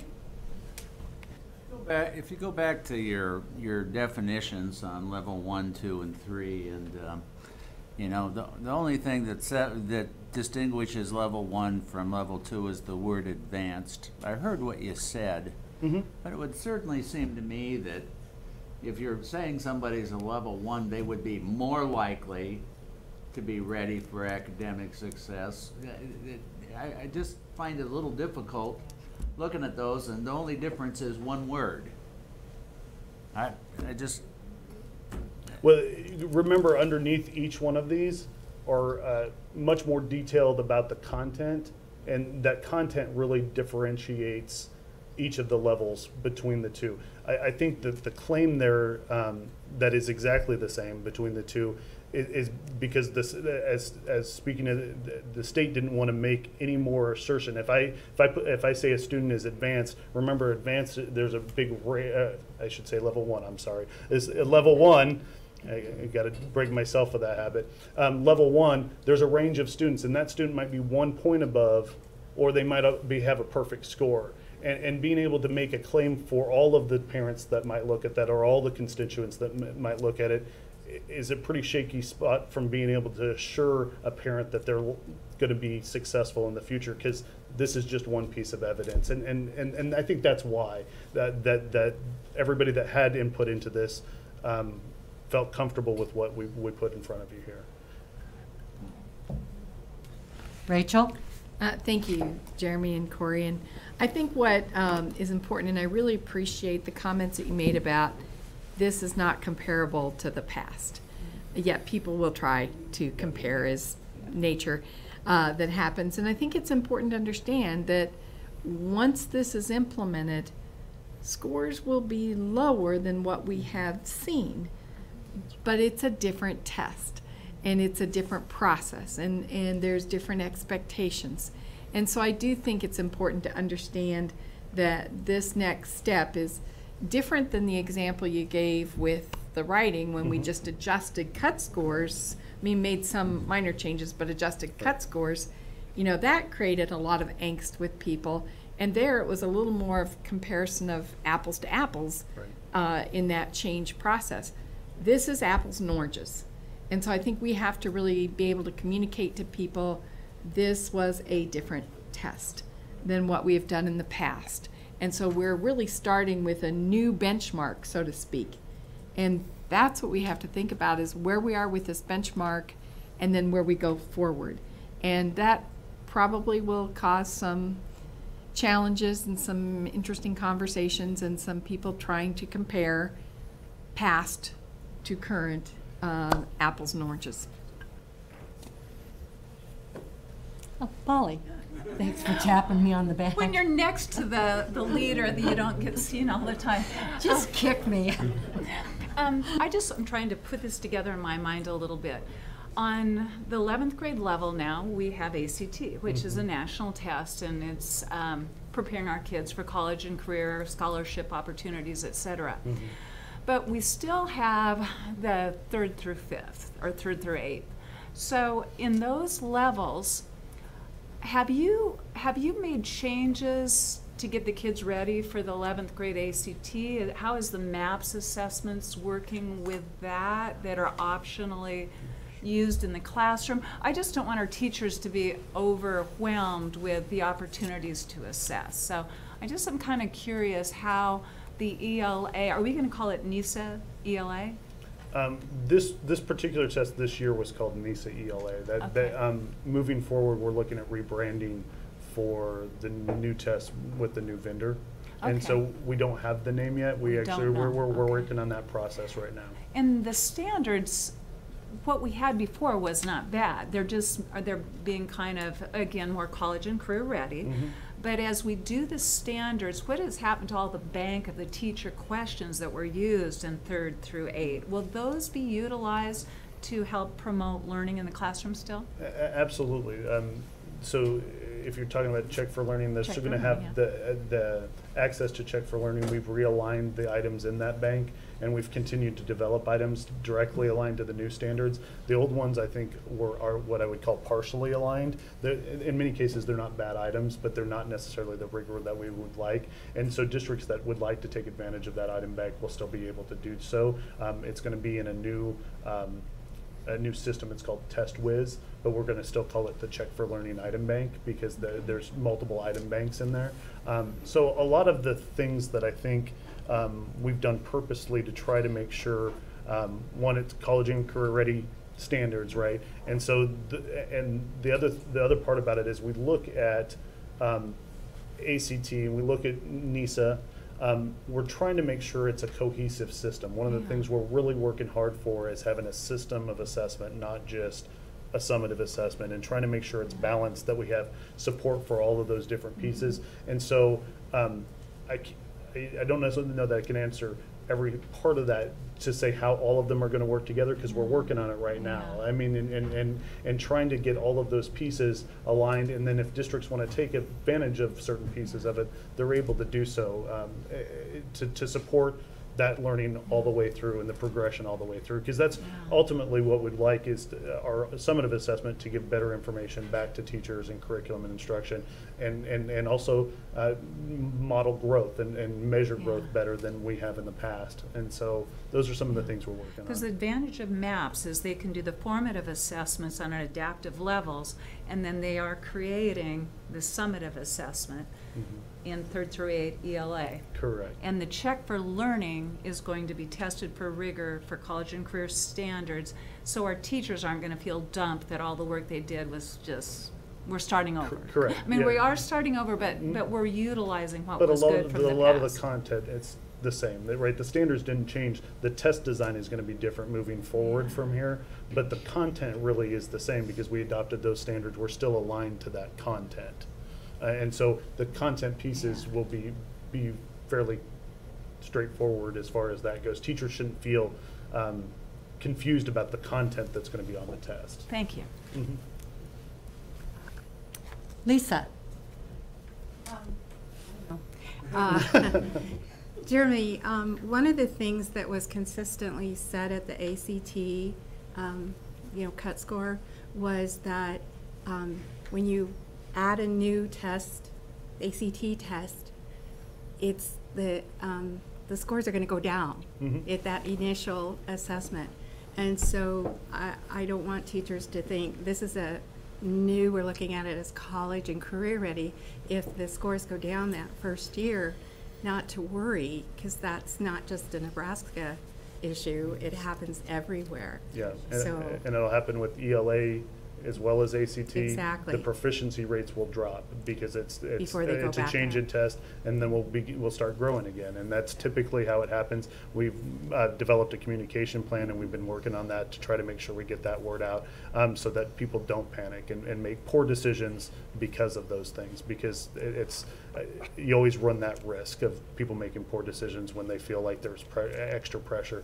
We know that it's going to take some time to get to where we want to be. Yep. adding that to your plan. Yep. Patsy? Why do they drop the first Why year? do they drop? So part of it is a change in curriculum, right? So we had the previous set of standards, and oftentimes, and actually the science is a good example. We've decided to lengthen that implementation time to give a little bit longer period. Really, from time that the board adopts standards until the time that we test is a fairly short amount of time to change standards and expectations, because a student is in this grade and now they're in this grade and they didn't have all of the years of experience with that set of standards and thinking about it in that way. And so that first year is always a resetting, a re-baseline of information. Some schools and districts haven't made that adjustment as quickly. Some do it very quickly. And oftentimes, for instance, our larger districts are out ahead of those and can make some of those decisions. But curriculum writing, material adoption, those are all things that can have impact about how quickly a district or a school can make an adjustment. And that's why they initially fall. And then as we finish those changes in our schools and in the classrooms, then those start to go up sometimes pretty significantly. Of course, we can't guarantee what will happen, right, or how quickly it will happen, but that's typically what happens in many models. Thank you. Going from 91% testing to 98%? On Of ACT. Oh, on ACT, it's about 84% to 99%, and so there's a big section of students, and that doesn't affect ELA, but it will affect ACT. Yeah.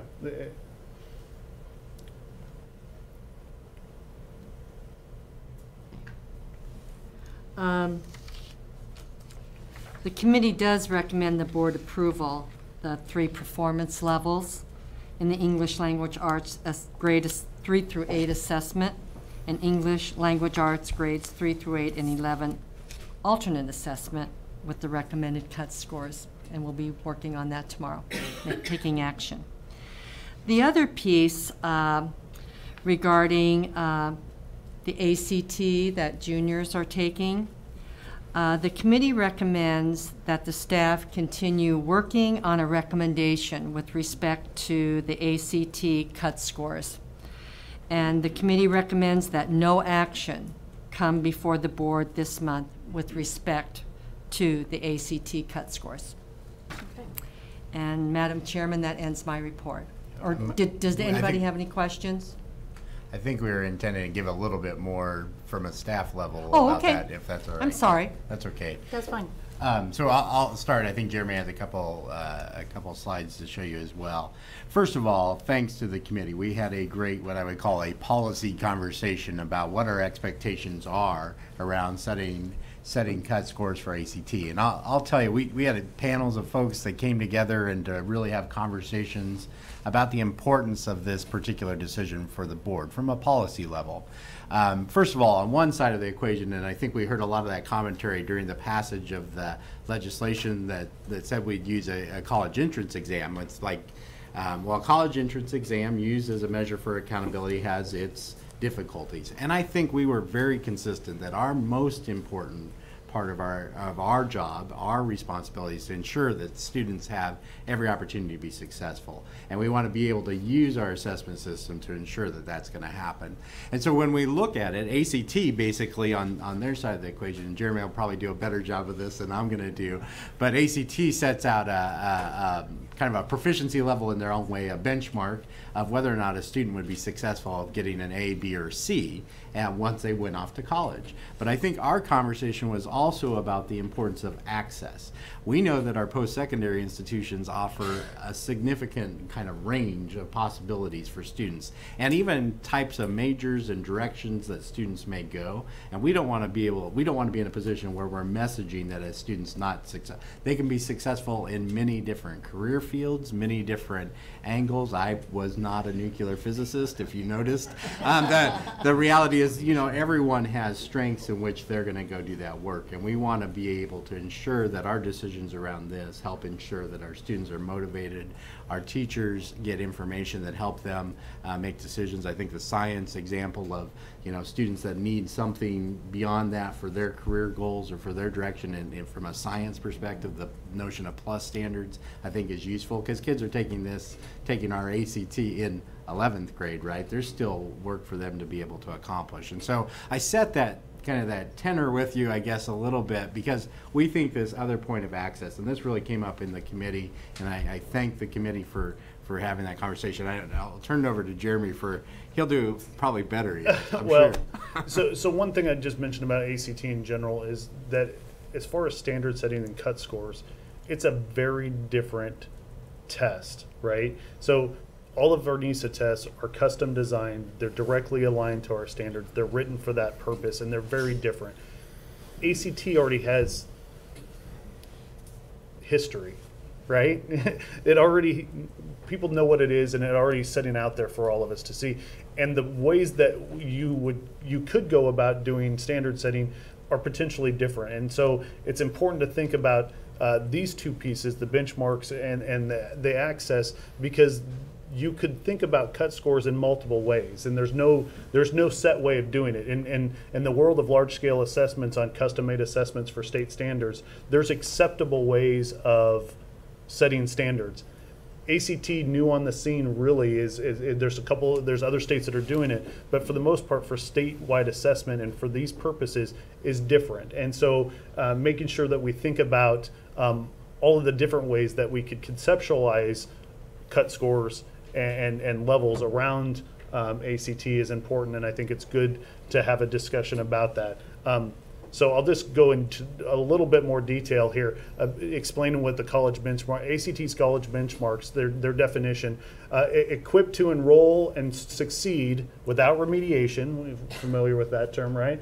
And credit-bearing first-year courses at 2-year or 4-year institutions, trade schools, and technical schools. And so that is ACT's definition of students that, if they meet the benchmark, that's their definition of them.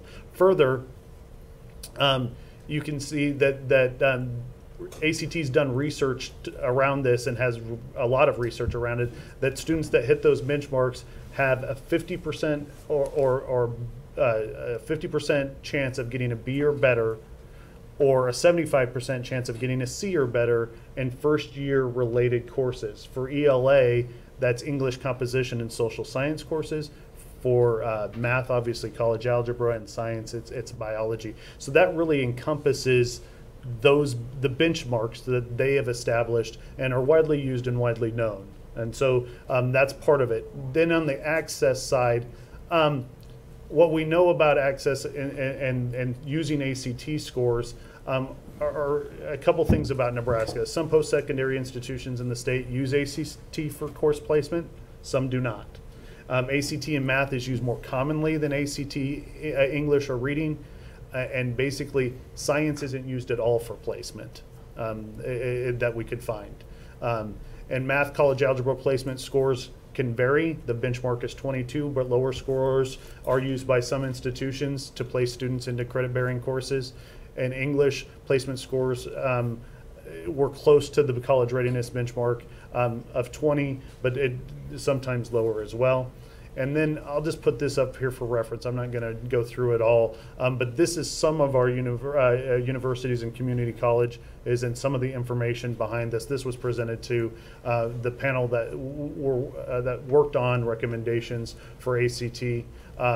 And so I think I'll just leave it there and get out of the way for a discussion if you would like. Discussion, Rachel.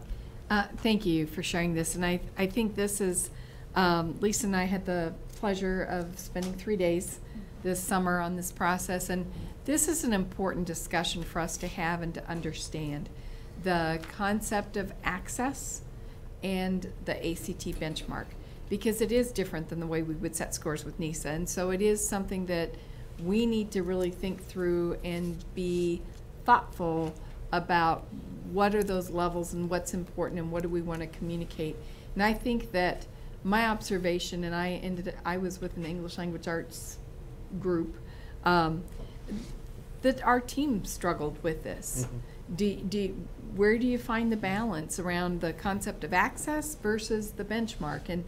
And they have some different meanings and some different purposes.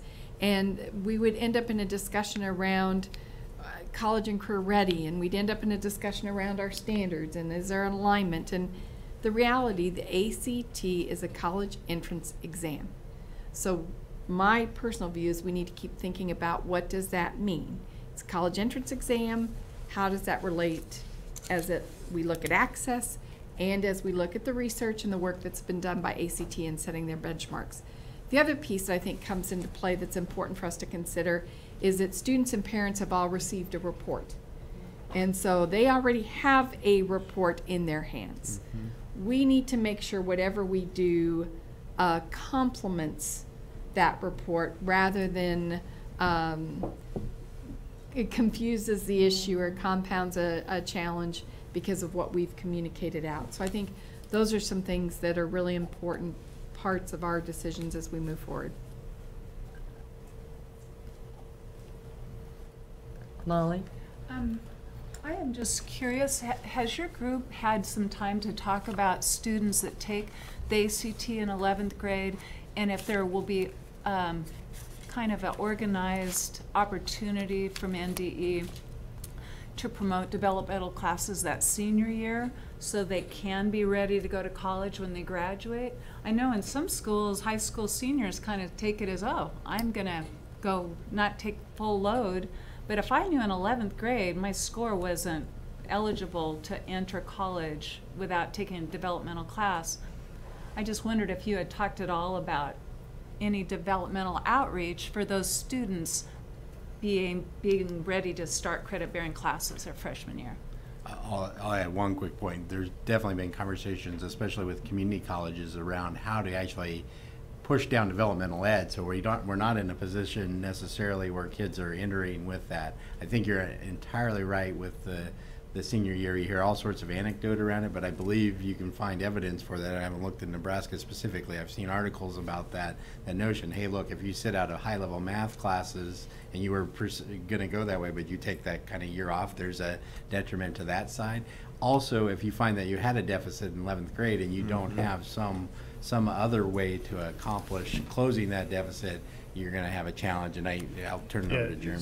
So some of the work that is going on, so as we help districts analyze the data, whether it's through the data cadre and our partnerships with the ESUs and those types of things, we're talking about those types of things because they're really up to the districts but what we want to do is support them in their analysis of ACT scores and the way that they communicate about those scores, and actually we had some of those pieces at administrator days, and some of those will be available again about how to interpret reports and those types of things. I think counselors getting that information is hugely important. ACT does some of that support, but it's also important that we continue to support that analysis of those pieces so that they can help students make decisions that will benefit them in the future. So it is happening, and we can continue to work on it. I just might add too, Molly, I think what you point out is the opportunity to learn, and that's what we keep talking about, that this is occurring in their 11th grade year. So there is still an opportunity for students to take coursework that 12th grade year. And I remember some of the initial conversations relative to the ACT where we're thinking about it as an opportunity for students to make choices around courses. And if they are seeing that they're not on track or proficient, whatever we end up calling it, that thinking about how they might use that 12th grade year in a manner that will ultimately prepare them. So I just wanted to reference that idea that that opportunity to learn in 12th grade is part of that communication regarding how we move forward with the recommendation. Corollary question, just really quickly.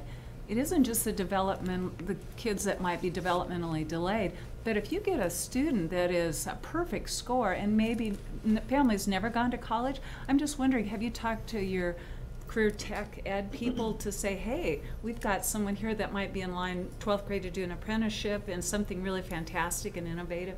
And I just think, and it's fun to see how all of these pieces are coming together, referencing back to the science standards where we offer plus standards and thinking about how those types of courses in the 12th grade year might be set within a career and technical education area. So I think absolutely thinking more intentionally about how we craft those models and exemplars is an exciting opportunity. Thank you. John? We've heard a lot from our public schools and our community colleges about remediation courses that either the high school or the community college are offering to ensure that the students are ready. So in other words, in simple terms, what you're saying is after they take the ACT, I mean, they could literally start the next year in some sort of remediation program if they desire to. Is that correct? I think so, and it depends on the district's offering and what they have available, right? I mean, okay.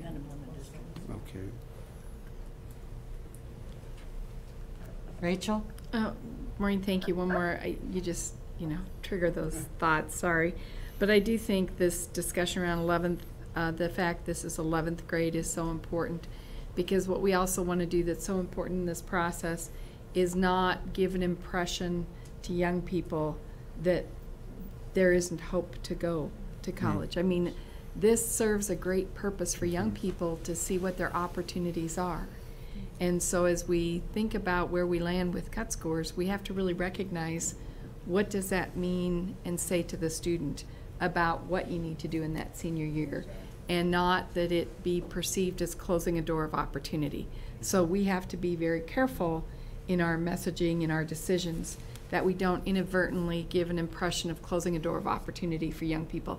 If you notice up there, the reading score was as low as 14 in one of our community colleges.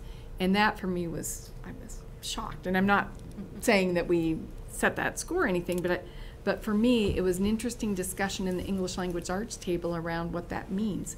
Because our English language arts are 3 separate scores, interesting discussion about how students can be successful with one particular score that might be lower than we would think, but because they may have other scores that are high. So those are important pieces we have to think about when we make these decisions down the road.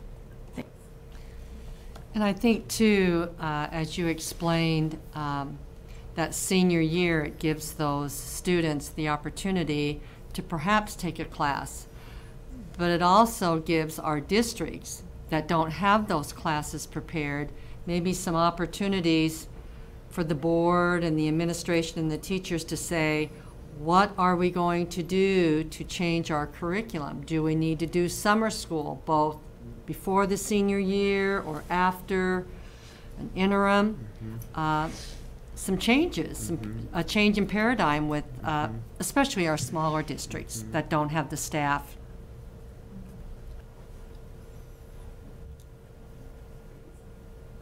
With that, I'll just repeat that the committee recommends that staff continue on a recommendation with respect to the ACT cut scores. The committee recommends that no action come before the board this month with respect to ACT cut scores. And Madam Chairman, this concludes the Teaching and Learning Committee report. Thank you. Okay, we have 3 more standing committees to go through. And the next one is Student Success and Access Domain. Molly. Okay, following Maureen, it's always like I feel like I've got to hurry, so. Oh, gee, Molly. Thanks for making really. No, you go. It's all so good, and I know you're the teacher, and Maureen, she's like orchestrating the conversation. So, we'll go now to the Student Success and Access Domain, and 4.2.A1 is our action item we'll be asking you to vote on tomorrow. And Melody is in the room in case you have a question, but this is to authorize the Commissioner to approve early childhood ed programs established by public school districts in ESU educational service units in accordance with the provisions of Rule 11, regulations for approval of pre-kindergarten programs established by school boards or ESUs for the issuance of early childhood education grants. And our entire committee was unanimous in approving this action item. Does anybody have any questions for Melody? All right, let's move to 4.2A.2. Authorize the Commissioner to approve Ashland Greenwood Public Schools to offer fewer than 450 instructional hours for the purpose of receiving TIOSA for their qualified early childhood education program due to severe winter weather during the 2016-17 school year. The committee, all of us approved this. It's kind of interesting. They didn't have their K-12 didn't have a problem meeting the 450 instructional hours, but they only have half-day early childhood. So there was a few storms, and due to that, they were unable to meet the 450 instructional hours. So we called it a waiver. Does anybody have any questions on that? All right, we'll go to 4.2.A.3. And at this time, I am going to ask for a little help with Frida Lang. She's here. This is to authorize the Commissioner to grant conditional approval under Rule 14, Regulations and Procedures for Legal Operation of Approved Non-Public Schools for applicant non-public schools to operate in the 2017-18 school year. Frida, do you mind talking a little bit just about the terminology there and this specific action item? We also did universally approve that, unanimously. All right. In the accreditation department, we have both, we work with both non-public schools, public schools, also interim programs, ESUs, et cetera. But today we're looking at the non-public schools, and at any point in time, we can have a group of people or an organization or even an individual who has a desire to start a school make application to be approved. And by statute, all schools, non-public, have to be approved, and that is through Rule 14. At this point in time, we had 3 that we are bringing forward, but the process involves the application being made. We will then contact that school and the individuals who are in the leadership roles, and we will work with them, look through the lenses of Rule 14, and to make sure that they can meet all of the requirements that the state board has said are necessary for the students involved in that such setting to be successful in the world in which they're going to be living. And so in this case, they will, the first year, if they can meet all of those requirements, they will be conditionally approved. And that means that we will be back within the school visiting, making sure that they are able to continue to meet all of the requirements. If they have questions or if there are any problems that they may be encountering, we can help maybe come up with some methods of making sure that they are meeting Rule 14. I don't recall a case where we have taken them to this point that they have not been able to meet Rule 14 throughout that first year. If they successfully meet all of the requirements in that first year, conditionally approved, we bring them forward then to be approved. At which point in time they can then apply, if they so desire, to be accredited, which would be following the rules and regulations within Rule 10, which outlines all of the requirements for our public schools in the state of Nebraska. And the La Bella Vita Montessori schools in Papillion? Correct. And then we have NGL Academy in Bellevue, Nebraska? And Correct. that stands for? That stands for Next Generation Learning. Okay, and then the Trunk Butte Christian School in Chadron, Nebraska. Right, outside, 7 miles outside, west of Chadron, and they are looking at probably 5 students. So, any questions or comments? I do. Maureen? Go ahead. Okay, Pat, or do you want to call it? Well, this is similar to what we did, as I mentioned earlier in the meeting, with Nelson Mandela School last year. Exactly. And it's I guess it's common procedure for us to do this. I'm really excited about the NGL Academy in Bellevue. I think that's going to be a tremendous opportunity. Thank you. Maureen? Yeah, mine just for a bit of more information. On, I understand the Montessori, the NGL Academy, what grade levels are we talking about and how many students are you aware of? Okay, with NGL Academy, we are looking at ultimately having a high school. They are starting with the first grade, the 9th grade, and then next year, hopefully adding the sophomore year, the next year, the junior. Similar to the Mandela. Right, Okay. continuing to build up. Okay. Okay, at this point in time, there are 9 students that are definitely confirmed, and they're looking at probably opening with 14. And you already, I think, answered the Trunk Butte Christian is 5 students? Correct. But is that elementary, high school? Okay, Trunk Butte is, they actually have a preschool, and there's 2 students, but we're looking at the elementary, and it is K through 6. Thank you. And obviously not a student in every class. Okay. And 1 teacher? And 1 teacher. It's somewhat like your old country school. Okay, thank you. Okay, Pat?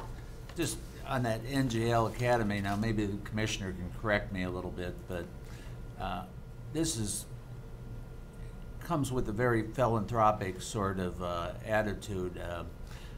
These children that are going to be attending are coming from a social economic background that is not the best, and if they actually follow through, stay out of trouble for the 4 years that they're in the school, there'll be a full boat ride for them through college. So this is a real neat opportunity. Wow.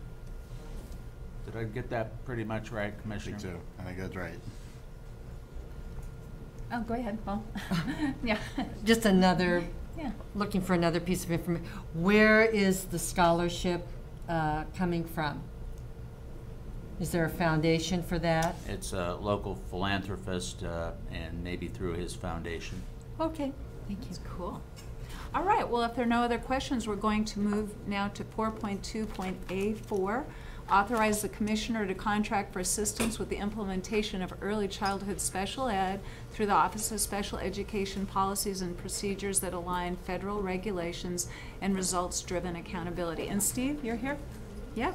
And I wanted to let you know that the statewide work for Part C, birth to 3, is federally funded. And I think Pat's going to make some comments about that, and we did unanimously approve this. Steve?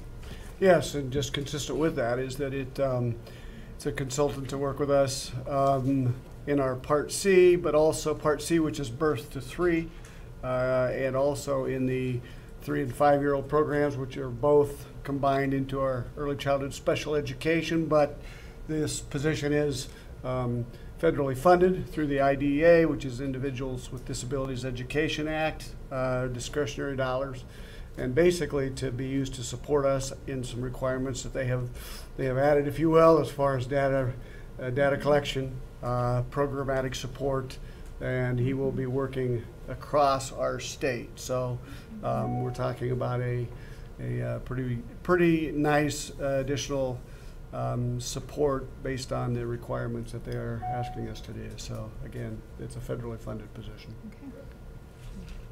Well, thanks, Steve. You bet. I think that we made that comment earlier. I suggest that comment that I think it's appropriate when we're looking at expenditures by the state, and I've said this before, that we have we indicate if it's federally funded or where the money's coming from and out of what particular account that's coming from. I just think it makes it easier. I know I've been contacted in the past by folks who said, you're spending $600,000, where's that coming from? And so I just think that going forward, and I appreciate you're doing this, it just makes it easier, I think, on board members to look at the expenditure, and also for our constituents to look at it and understand. Thank you. Appreciate that. We're also very fortunate to get the expertise of the individual that we have. Mark Draper he's actually worked in Iowa and in early childhood focus, and has kind of led that state with some things. We're pretty fortunate to get him. And probably the new data reporting that he will establish will be able to be shared with other districts that he isn't even addressing. Absolutely. All right, if there are no more questions on that, we'll move now to educational opportunities and access. And this is 4.2 B.1. And I'm going to ask Vicki to come up. And this is action item, approve revisions to Title 92. It's so fun to have vocational rehab here. So thank you, ladies. Vicki and Cheryl are here today. And this one is dealing with procedures for review of vocational rehabilitation determinations. And we did unanimously approve this as a committee. And this is this is really interesting, because this legal process for your clients, if they disagree with a decision made, then they have a protocol for both sides. And it's only happened a couple times, right, in the last 15 years. But maybe my fellow board members would be interested in you talking a little bit about this. Okay. The changes in Rule 71 the changes we're making are just to fix some errors, and then also to provide definitions that will help all interested parties going through this process, to help them understand it a little bit better. And because our federal law has made some changes in the process, that we need to put those changes in the rule, or we would be out of compliance. Actually, the last time we changed this rule was back in 2000. So, and as Molly stated, this process, this rule outlines the process for voc rehab clients to follow should they disagree with the decision and want to file an impartial hearing. And the first change that we made was to be consistent with the changes in the Workforce Innovation Opportunity Act. And it was that a hearing date shall be set by the director so that the hearing shall be held within 60 days instead of 45 days.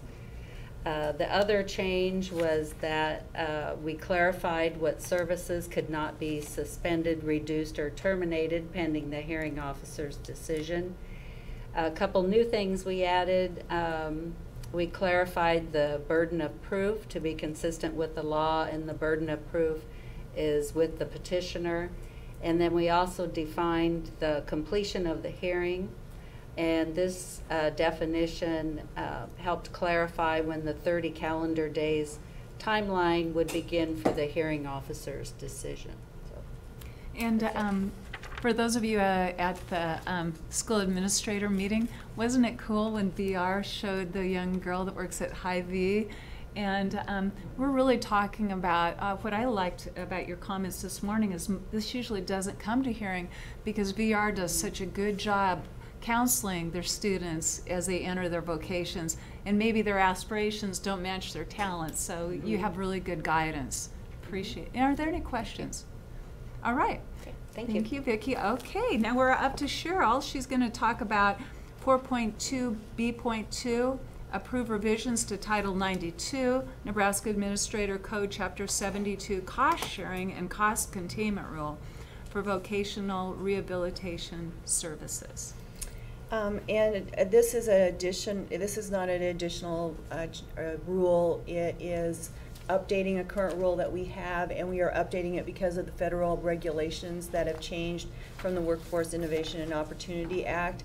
Most of the changes were, we made some adjustments to our fee schedules to comply with new rates and costs that we want to implement, but we also made some changes to when exceptions can be made, who those people can be. Previously in the rule, we had identified a specific individual, and now we have we've made it so our director can say which program director instead of identifying a specific one in the rule. We updated some definitions based on federal requirements, like the comparable services and benefits. That one was updated based on new federal regulations. Into the employment outcome definition, we added integrated to the definition, again as a result of the federal regulations that were changed. Mental impairments, we updated the language from mental retardation to intellectual disabilities, which is the correct phrasing now. And then we did some other changes to the fee schedule, and the one that we talked about this morning was the one to our supported employment fee schedule. And then on the basis that we made that change is we removed the fee schedule from the current rule because now we have negotiated with Department of Health and Human Services and DD, Developmental Disabilities, as well as Behavioral Health, and we have fee schedules with them where we have braided funding, so they are paying for part of it and we're paying for part of it. And previously in our old rule, we were paying all of it for our DD clients. So now we have a relationship that we've worked out with HHS to have braided funding for that. And then also we removed the support employment crew or enclave fee schedule because that is no longer allowed in our federal regulations. But you have a copy of all of the other changes that were made in the rule, mostly around some of the fee schedule limits and amounts. Did anybody have any questions? Yeah, and it was, go ahead. Thanks, Molly. I just want to thank you very much for highlighting the changes within the documents you presented us. Thank you very much. It made it a lot easier to understand. Thank you. You're welcome. And just for our viewing audience, I want to say Melody's last name is Melody Hobson, and then Frida's last name is Lang, and Steve's last name is Milliken. And do you like Victoria or Vicky or Victoria Rasmussen? And then Cheryl's last name is Faree. Mm-hmm. And they both did a wonderful job. I'll tell Mark that you just handled this in an awesome manner. Yeah. And I want to thank my committee members. And now I'm handing over policy. Thank you. Our next committee report is on the policy committee, and I will report on that. We will have 2 action items tomorrow. One is to approve the proposed revisions to State Board Policy B8. This is parliamentary procedure and rules of order. And if we added language that if you want a parliamentary procedure, if you want a Robert's Rules of Order, please see our council office. And we're also talking about putting a little cheat sheet in your folder so that you can pick up on some things. And then we also added to this, the proposed changes, the language that we are by statute, when electing the state board officers, we can either do it in open session or it can be done by secret ballot according to statute. And so that language is going to be added so that there is a difference, or that those two ways can be used. I've referred to that statute in the past, and I just want to emphasize that it says may. Yes. So it doesn't change anything that we've done in the past. No, it doesn't. It doesn't. It just adds it to. And the board will recommend approval of that tomorrow, or the committee will recommend approval of that tomorrow. We also approved proposed revisions to State Board Policy B15, which is board minutes. The proposed changes add language that clarifies what the minutes must include in regard to how to record how each board member voted on each issue, and when a board member makes a statement, that the board member shall state for the record prior to the statement if they wish to have it recorded in the minutes. And we also That's interesting. voted to move that forward tomorrow for action. We had 5 discussion items, and I have some, let's see, is Scott coming in? Oh, there you are. See, I can't see you over there, Scott. Yes. Okay, Scott, it's your turn. These are our discussion items. I'm just Mike, I don't have to push it. The discussion item, let's see, 4.3C, Scott Summers, by the way, General Counsel. The discussion item on the policy, you've already approved the policies, and this is just a discussion item. It was taken back, the bulk of the work being done by Brenda Witt and Donlin Rice, to assemble that. So it's now essentially, it is existing policies as they exist now. We've recategorized them and reorganized them per your instruction. The new policy, board policy manual is available to you. It's out there. And I think it's going to be distributed hard copy too to all the board members if it hasn't already been. The very first page after the cover sets out the important part, which is I won't belabor the point, I know it's a long meeting day, about what a policy statement is, what a position statement is, and what a bylaw, and it defines those in short and direct manner, and we think it flows better. So if you have any questions, I'd be happy to answer it, but it's nothing new, it's the new presentation. Just a reorganization. Okay. The next one is a discussion of recommending revisions to contracts, grants, and purchases, and I'll ask Shane to join you. Sure. I'll just make the opening remark that D6 and the commissioner was in our policy committee meeting and did a good job of explaining this is actually more transparent and gives the board some more authority, if you will, in terms of approving grants over $50,000 because it opens up the types of grants that are brought instead of trying to, and it does get to be a struggle, narrate which kinds of grants we're talking about. I'll let Shane take it from there. Shane Ryan, Director of Financial Services. This basically opens up submission to the board for their approval or review of all grants issued by the department except for those that are federally funded and have a regulatory formula component to awarding them to the subrecipients. There was some discussion with some staff members over the last couple months, and the competitive language that was in the current board policy seemed worth reviewing, and per discussion with the commissioner and deputies, we recommended this change so that you would be aware of all the grant activity that had some discretionary or competitive component to it. Any questions? I might just highlight one thing, because I said this in the committee. What I think is really important on this, and the reason that we talked about it with the new finance committee and other things, is we looked at procedures. We wanted them to be consistent. And we read that there was actually another grant that was a grant submittal. Sometimes there's policy pieces that are a bit inconsistent with what I think our philosophy about the transparency of transactions happen to be, or how those things get done. And I just want to make sure that policy aligns with that. So we wouldn't have a grant that was being given out for anything else that didn't meet that same standard as the rest. So it makes it consistent across the board is the intent. Okay. And does this, I'm sorry, Go ahead. cover acceptance of grants as well? So it would cover the submission and receipt of grants, yes. You know, I think this is important. I've seen grants in the past where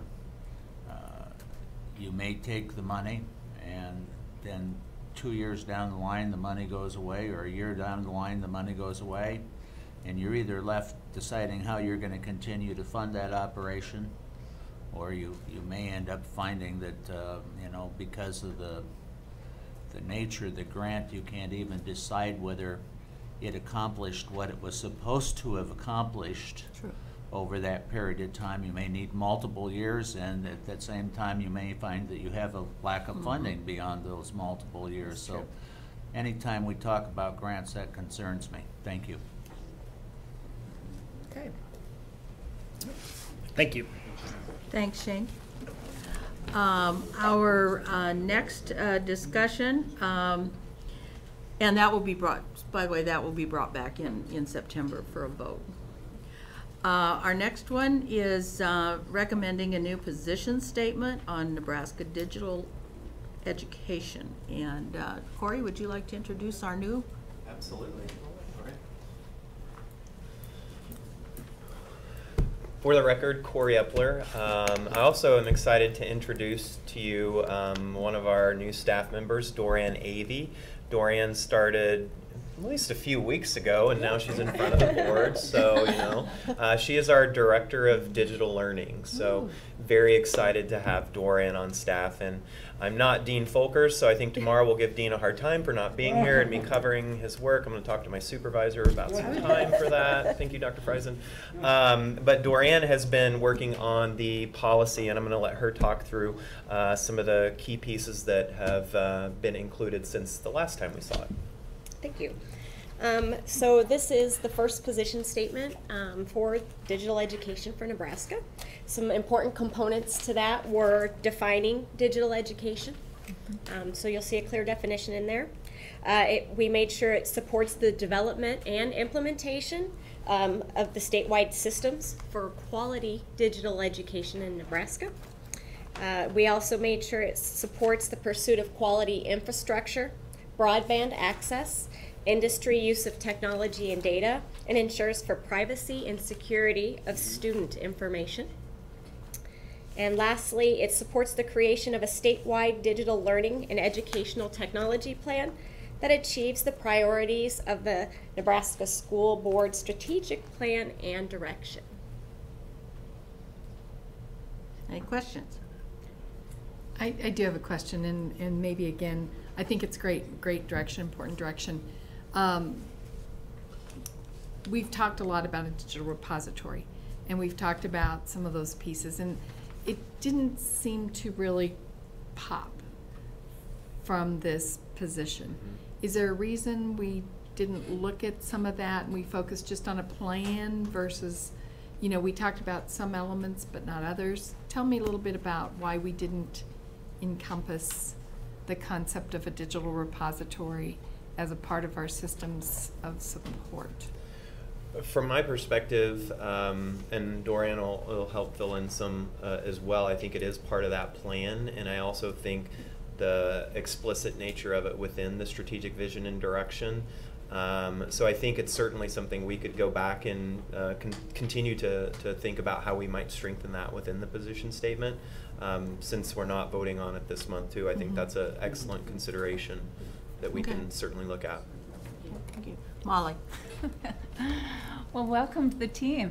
I have a request for you. I don't really, I'm always thinking about student engagement, and especially since I'm representing Western Nebraska, a lot of students really are digitally involved in their education and a kind of a repository for placement, career tech ed connections.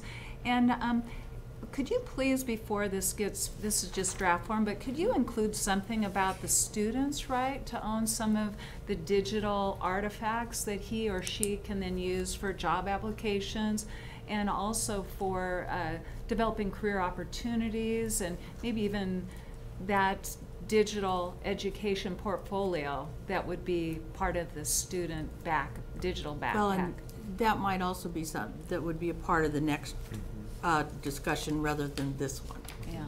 Well, I'm just, you're new to the team, but I think student engagement and ownership of their own information is important. Sounds like here, I mean, security and safety is so important, but ultimately our students are hands-on digitally, and if they don't own their own material, we're missing the boat a little.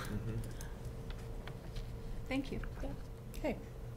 Any other questions? I just reiterate Rachel's concerns. Okay. All right. Thank you. Thanks. Oh, I'm sorry, Lisa. I just wanted to thank whoever worded this, Dorian, because technology changes like that. And the way you worded this document, it gives opportunity for expansion as the technology grows. And I appreciate that so much. So thank you. Thanks. It's cool. It says civic fair. Yes, yep. Okay. Thanks. Thanks. Thank you. Okay, don't leave, Corey. Okay. This next one is on a new position statement on standards assessment and accountability. And the position statement for assessment of learning was something that we began working on last fall. I almost said last semester. Last semester.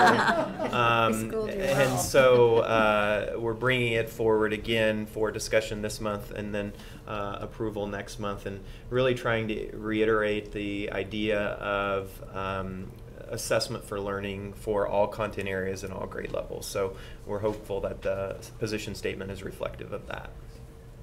Any questions? Okay. Thanks, Corey. Thank you.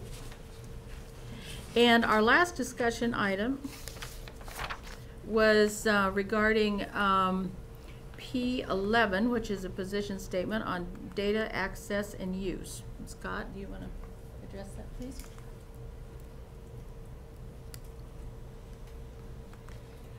This is, these are proposed revisions to a current policy statement regarding data access and use. As President Tim said, we're not changing the existing one, we're actually adding to it. We'll have it next month.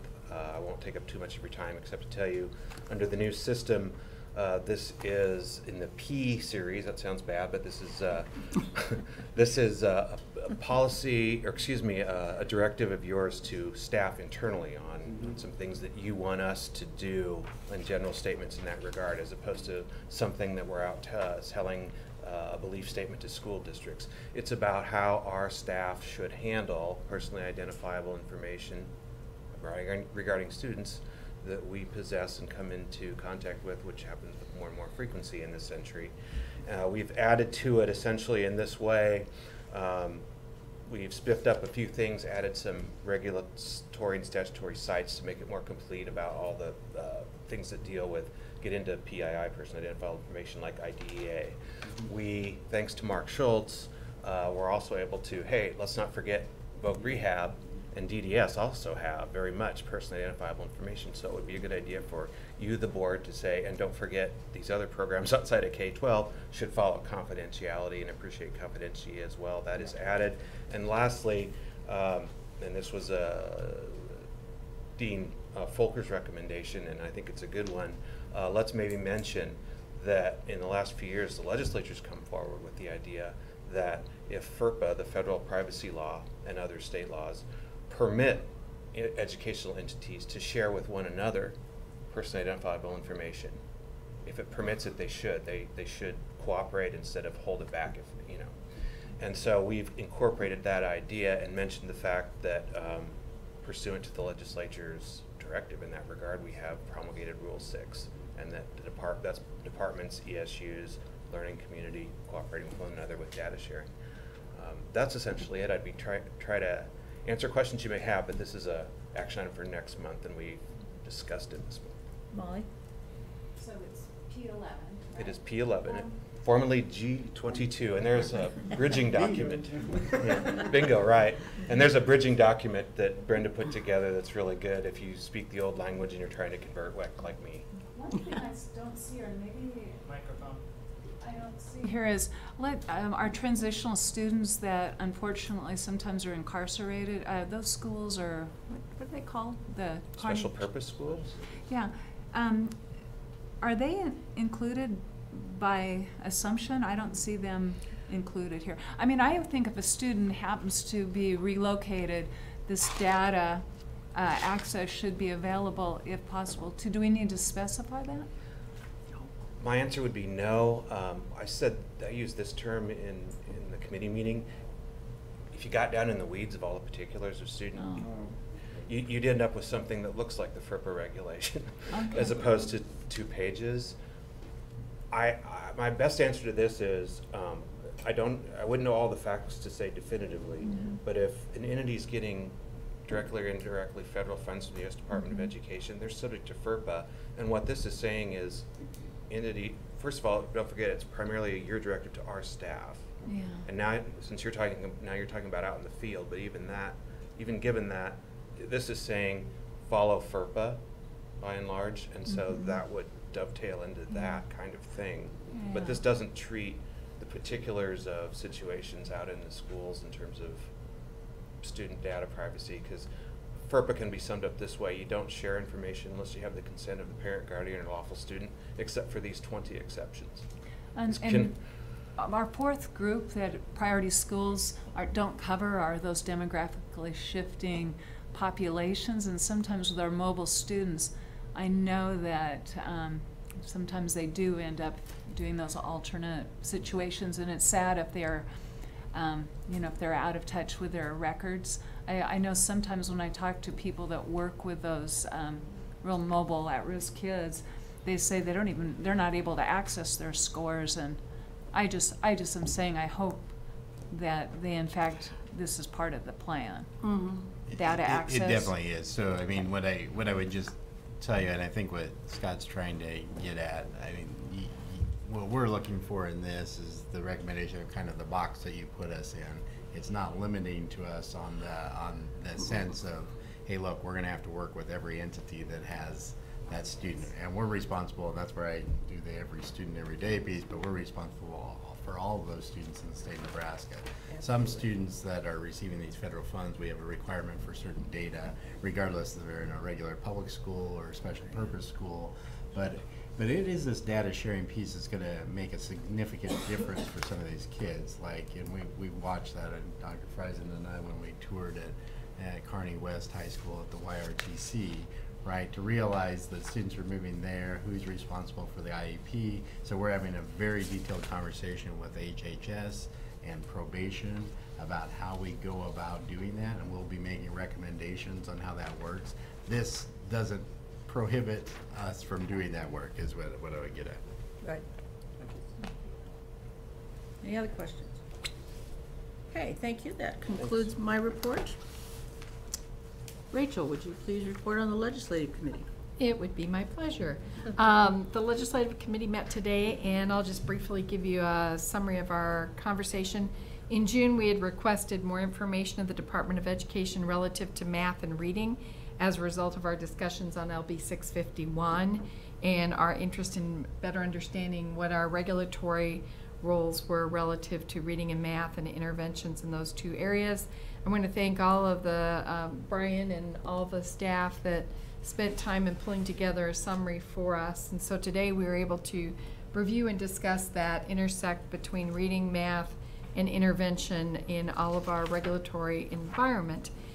From that, we felt there were some areas that there may be some gaps that we could improve and would like to explore in more depth. So in September, they'll be coming back, Brian and the team will be coming back with some additional information and ideas and recommendations for us to consider relative to where we may want to influence some of our rules as it relates to improving reading, math, and interventions for our kids who may be having some learning gaps in reading and math. That led to our discussion over the governor's executive order. As Pat did indicate earlier, we did review the governor's executive order as it relates to regulatory reform and minimizing any impacts in rules. And as Pat said earlier in discussion, we still have work to do.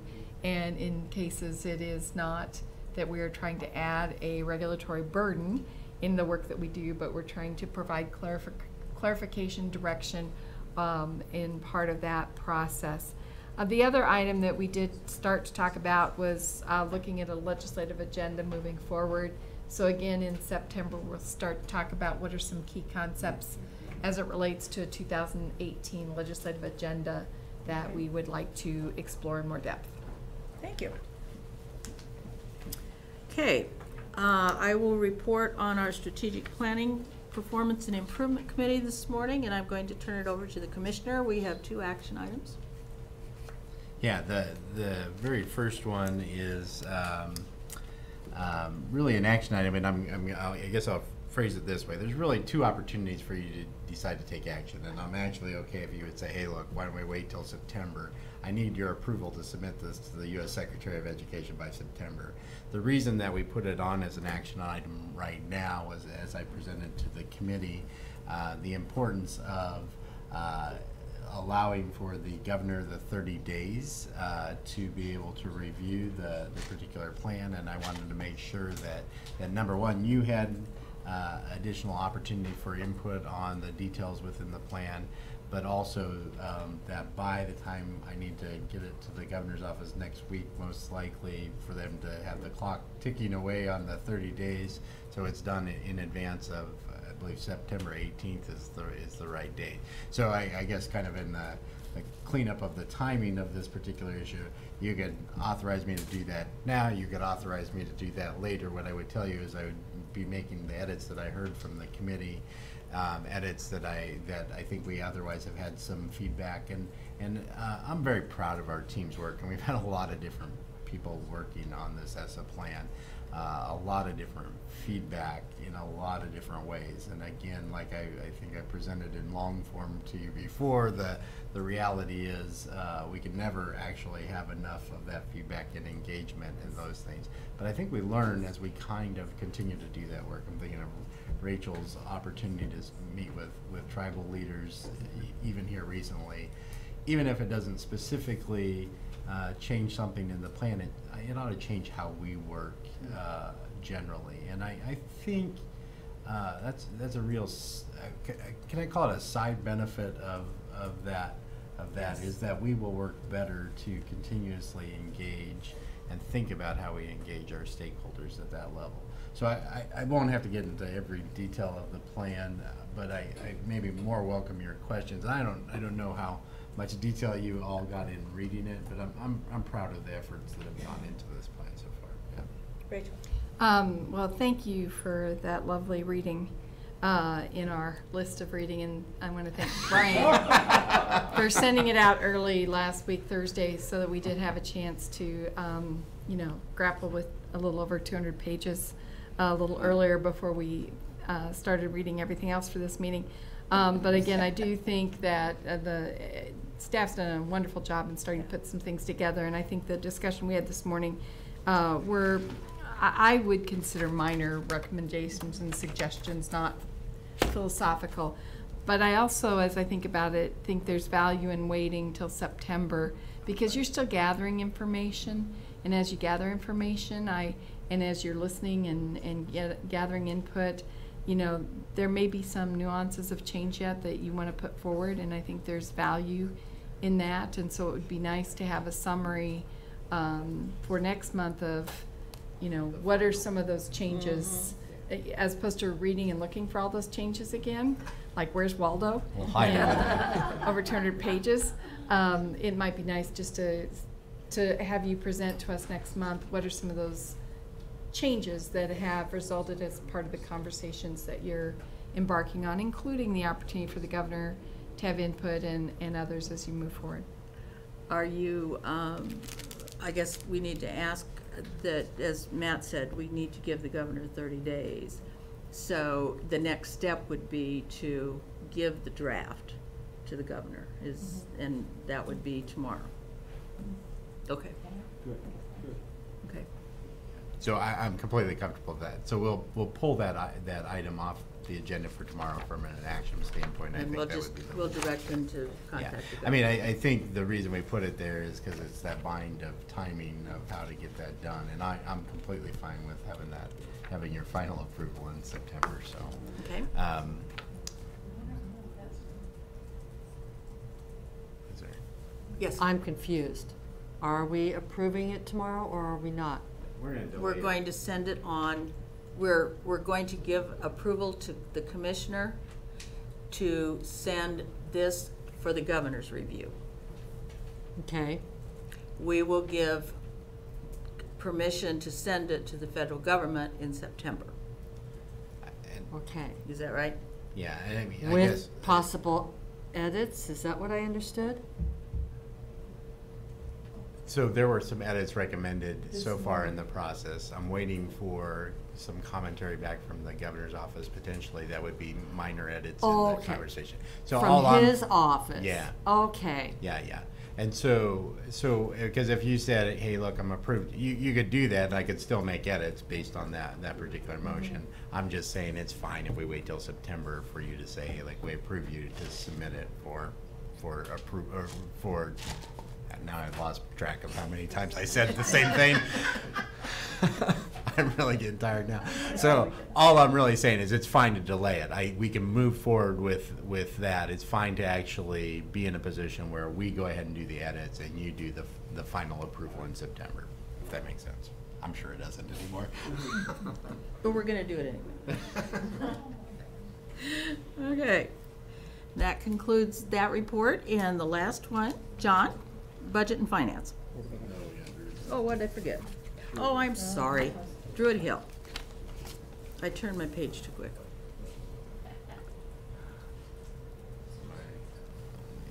So I guess I have to reflect back to June, and I was on the scooter then, so that was my other reality. As you recall, we had a presentation from our team, certainly our team, our consultants, the folks from Omaha Public Schools and Druid Hill, and at that point in time, we felt like in the committee felt that the progress on the priority plan had been met. I'm really actually quite pleased to be able to bring you the recommendation, and I believe the committee concurs with this recommendation, that we would move Druid Hill off of priority status officially, and it's I think super exciting to see the work that's taken place there, and the credit, you know, to our team and is important, but really the credit to the leadership at Druid Hill, the partnership we've had with Omaha Public Schools in this process, our work of building a model that I think is not only proving to be successful, but also replicable. At least that's our hope, and we don't know that until we get another chance to do something different. It was presented in the committee that we're not just abandoning Druid Hill. We intend to be involved in conversations in what we would kind of call a sustainability plan. I think that's a really important concept for us, and even in the work that we did around the ESSA plan and how we build comprehensive supports, and the difference from where we were with school improvement grants under the federal system to where we go with ESSA, really means that comprehensive support that's required underneath ESSA is being modeled off of what we're doing in our priority schools. We're going to use this opportunity to build capacity in schools and places, and even in the department itself, to be able to roll us forward. And so my recommendation to you, to the committee, and again, I don't want to speak for the committee, I guess I could let you do that, but I think the committee was in agreement with that recommendation that we would remove Druid Hill from that status, celebrate that opportunity, continue to work with them, and be able to move forward there. And please understand that we're not walking away from Druid Hill. They have a sustainability plan, and that will be monitored. And if things change, we can again step in and give them the help that they need. Patrick? Just a couple questions as I'm thinking through this. After we remove Druid Hill, they'll still be regarded as a needs improvement school, I presume. I guess I think as we look at doing these things, we ought to be assured that they've progressed to the point where they're no longer a needs improvement school in the future. I don't know how to articulate that any better, but I think that's an issue in my mind. Because if we're going to say that they were a priority school, and then we're going to go in and we're going to work with them. Now, I know we're not going to do the classification we're doing it every 3 years on these things, which I think I brought up some questions earlier in the day about how we do this. And as far as if I'm a needs improvement school and I'm sitting there for 3 years and have made some improvements that should take me out of there, but I'm still branded as a needs improvement school. So I think we got some issues to still deal with on this priority and needs improvement school and how we're doing the classifications. And I'd also ask you, now, what's next then? Now we got to find another school. And so I guess I'm looking for some answers and some thoughts on that. Yeah, I mean, I think it's exactly it. And so when you're starting down this territory into some unknown kind of pieces, number one, and I'm thinking back to last year when we had conversations about the timelines that we're on, we knew there would be certain elements that would be in play for us. Number one, changes in standards. Number two, changes in assessment system. Kind of a number three that we knew that ESSA was coming along, and we had to wrap that system together. So I will actually tell you, we have policy work yet to do, right? And so as we go into the fall, as we make decisions now on the ACT side, including in that, and how we use those data sources in the accountability system becomes quite important. And granted, the transitions from where we're at to just, if we were only dealing with just how we're going to handle priority schools, it might seem a little bit easier. If we were dealing just with how we're going to handle AQuest, and if it was just our system, we would have many more answers, but we're actually integrating those things together. I think the key point for us is, and I think what we've tried to message, we have roughly 87 needs improvement schools within the current classification system. Of all of our schools in the state, all of our title schools in the state, we have roughly 500, and it might be Title I schools, designated as Title I schools. The federal law basically says we have to identify 5%. So even at that level, that's only roughly 24, 25 schools out of just those Title I schools. I think we have a lot of schools that need support. So when you think of that graphic that I've shared in multiple different ways, I think we have to increase our levels of support for all of those schools, regardless of of whether or not they're priority. What we are doing is our priority schools of all things are actually helping us figure out how we improve our support system for them.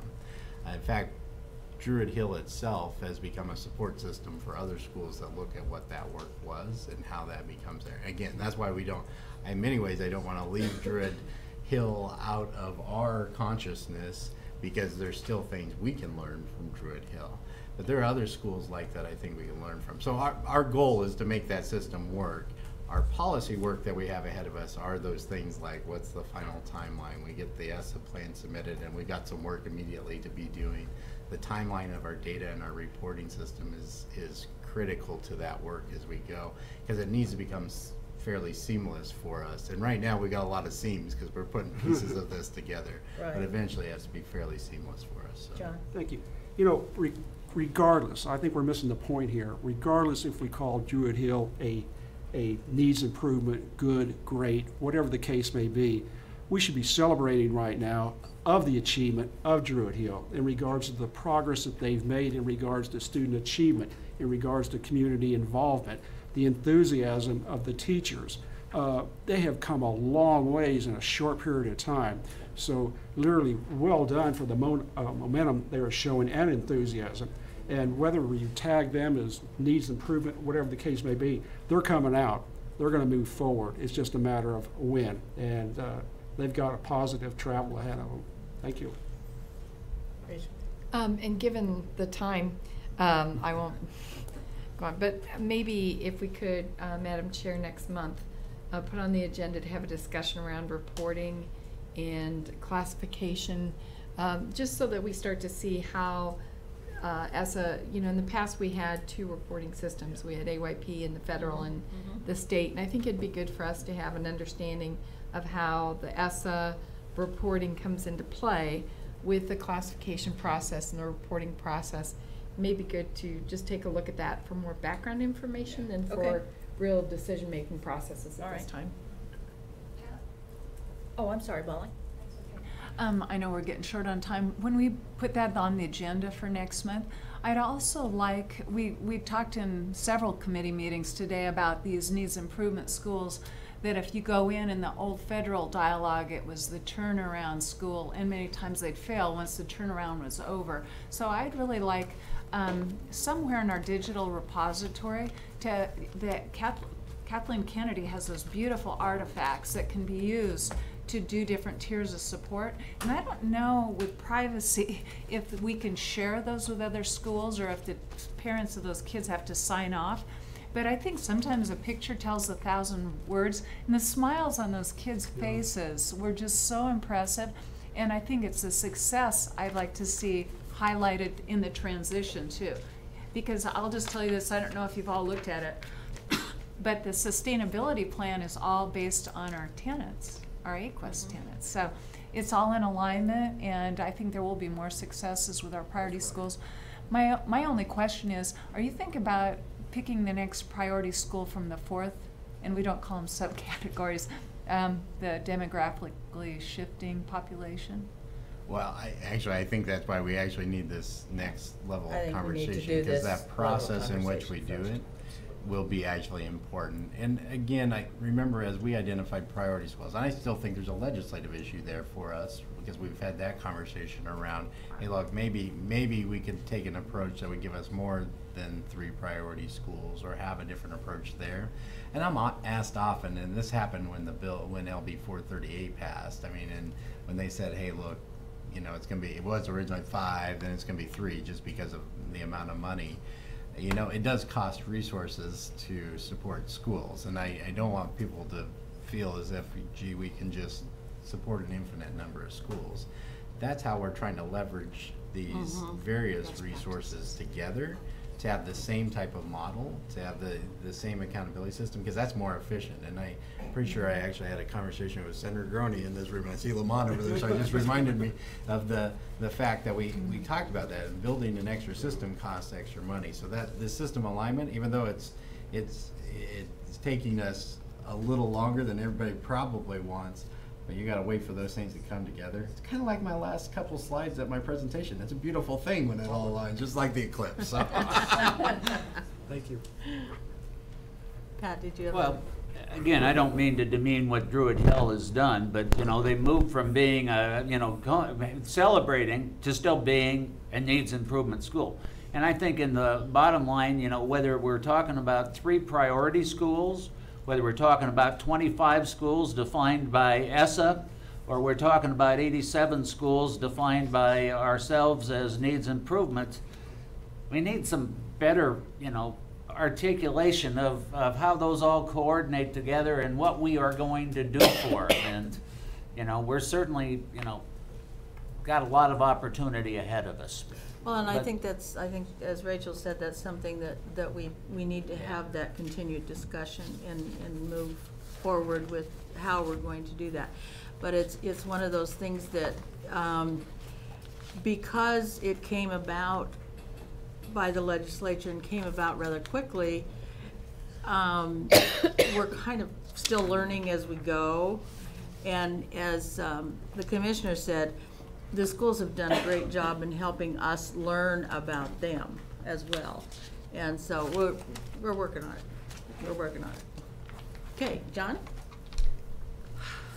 Budget and Finance, we have no action items. Thank you very much. Way to go, John. That was short and sweet. That's one of the best reports I've heard in years. The regularly scheduled meeting of the State Board of Education will reconvene at 9 a.m. tomorrow morning in this room. We are adjourned. Thank you for all your hard work today.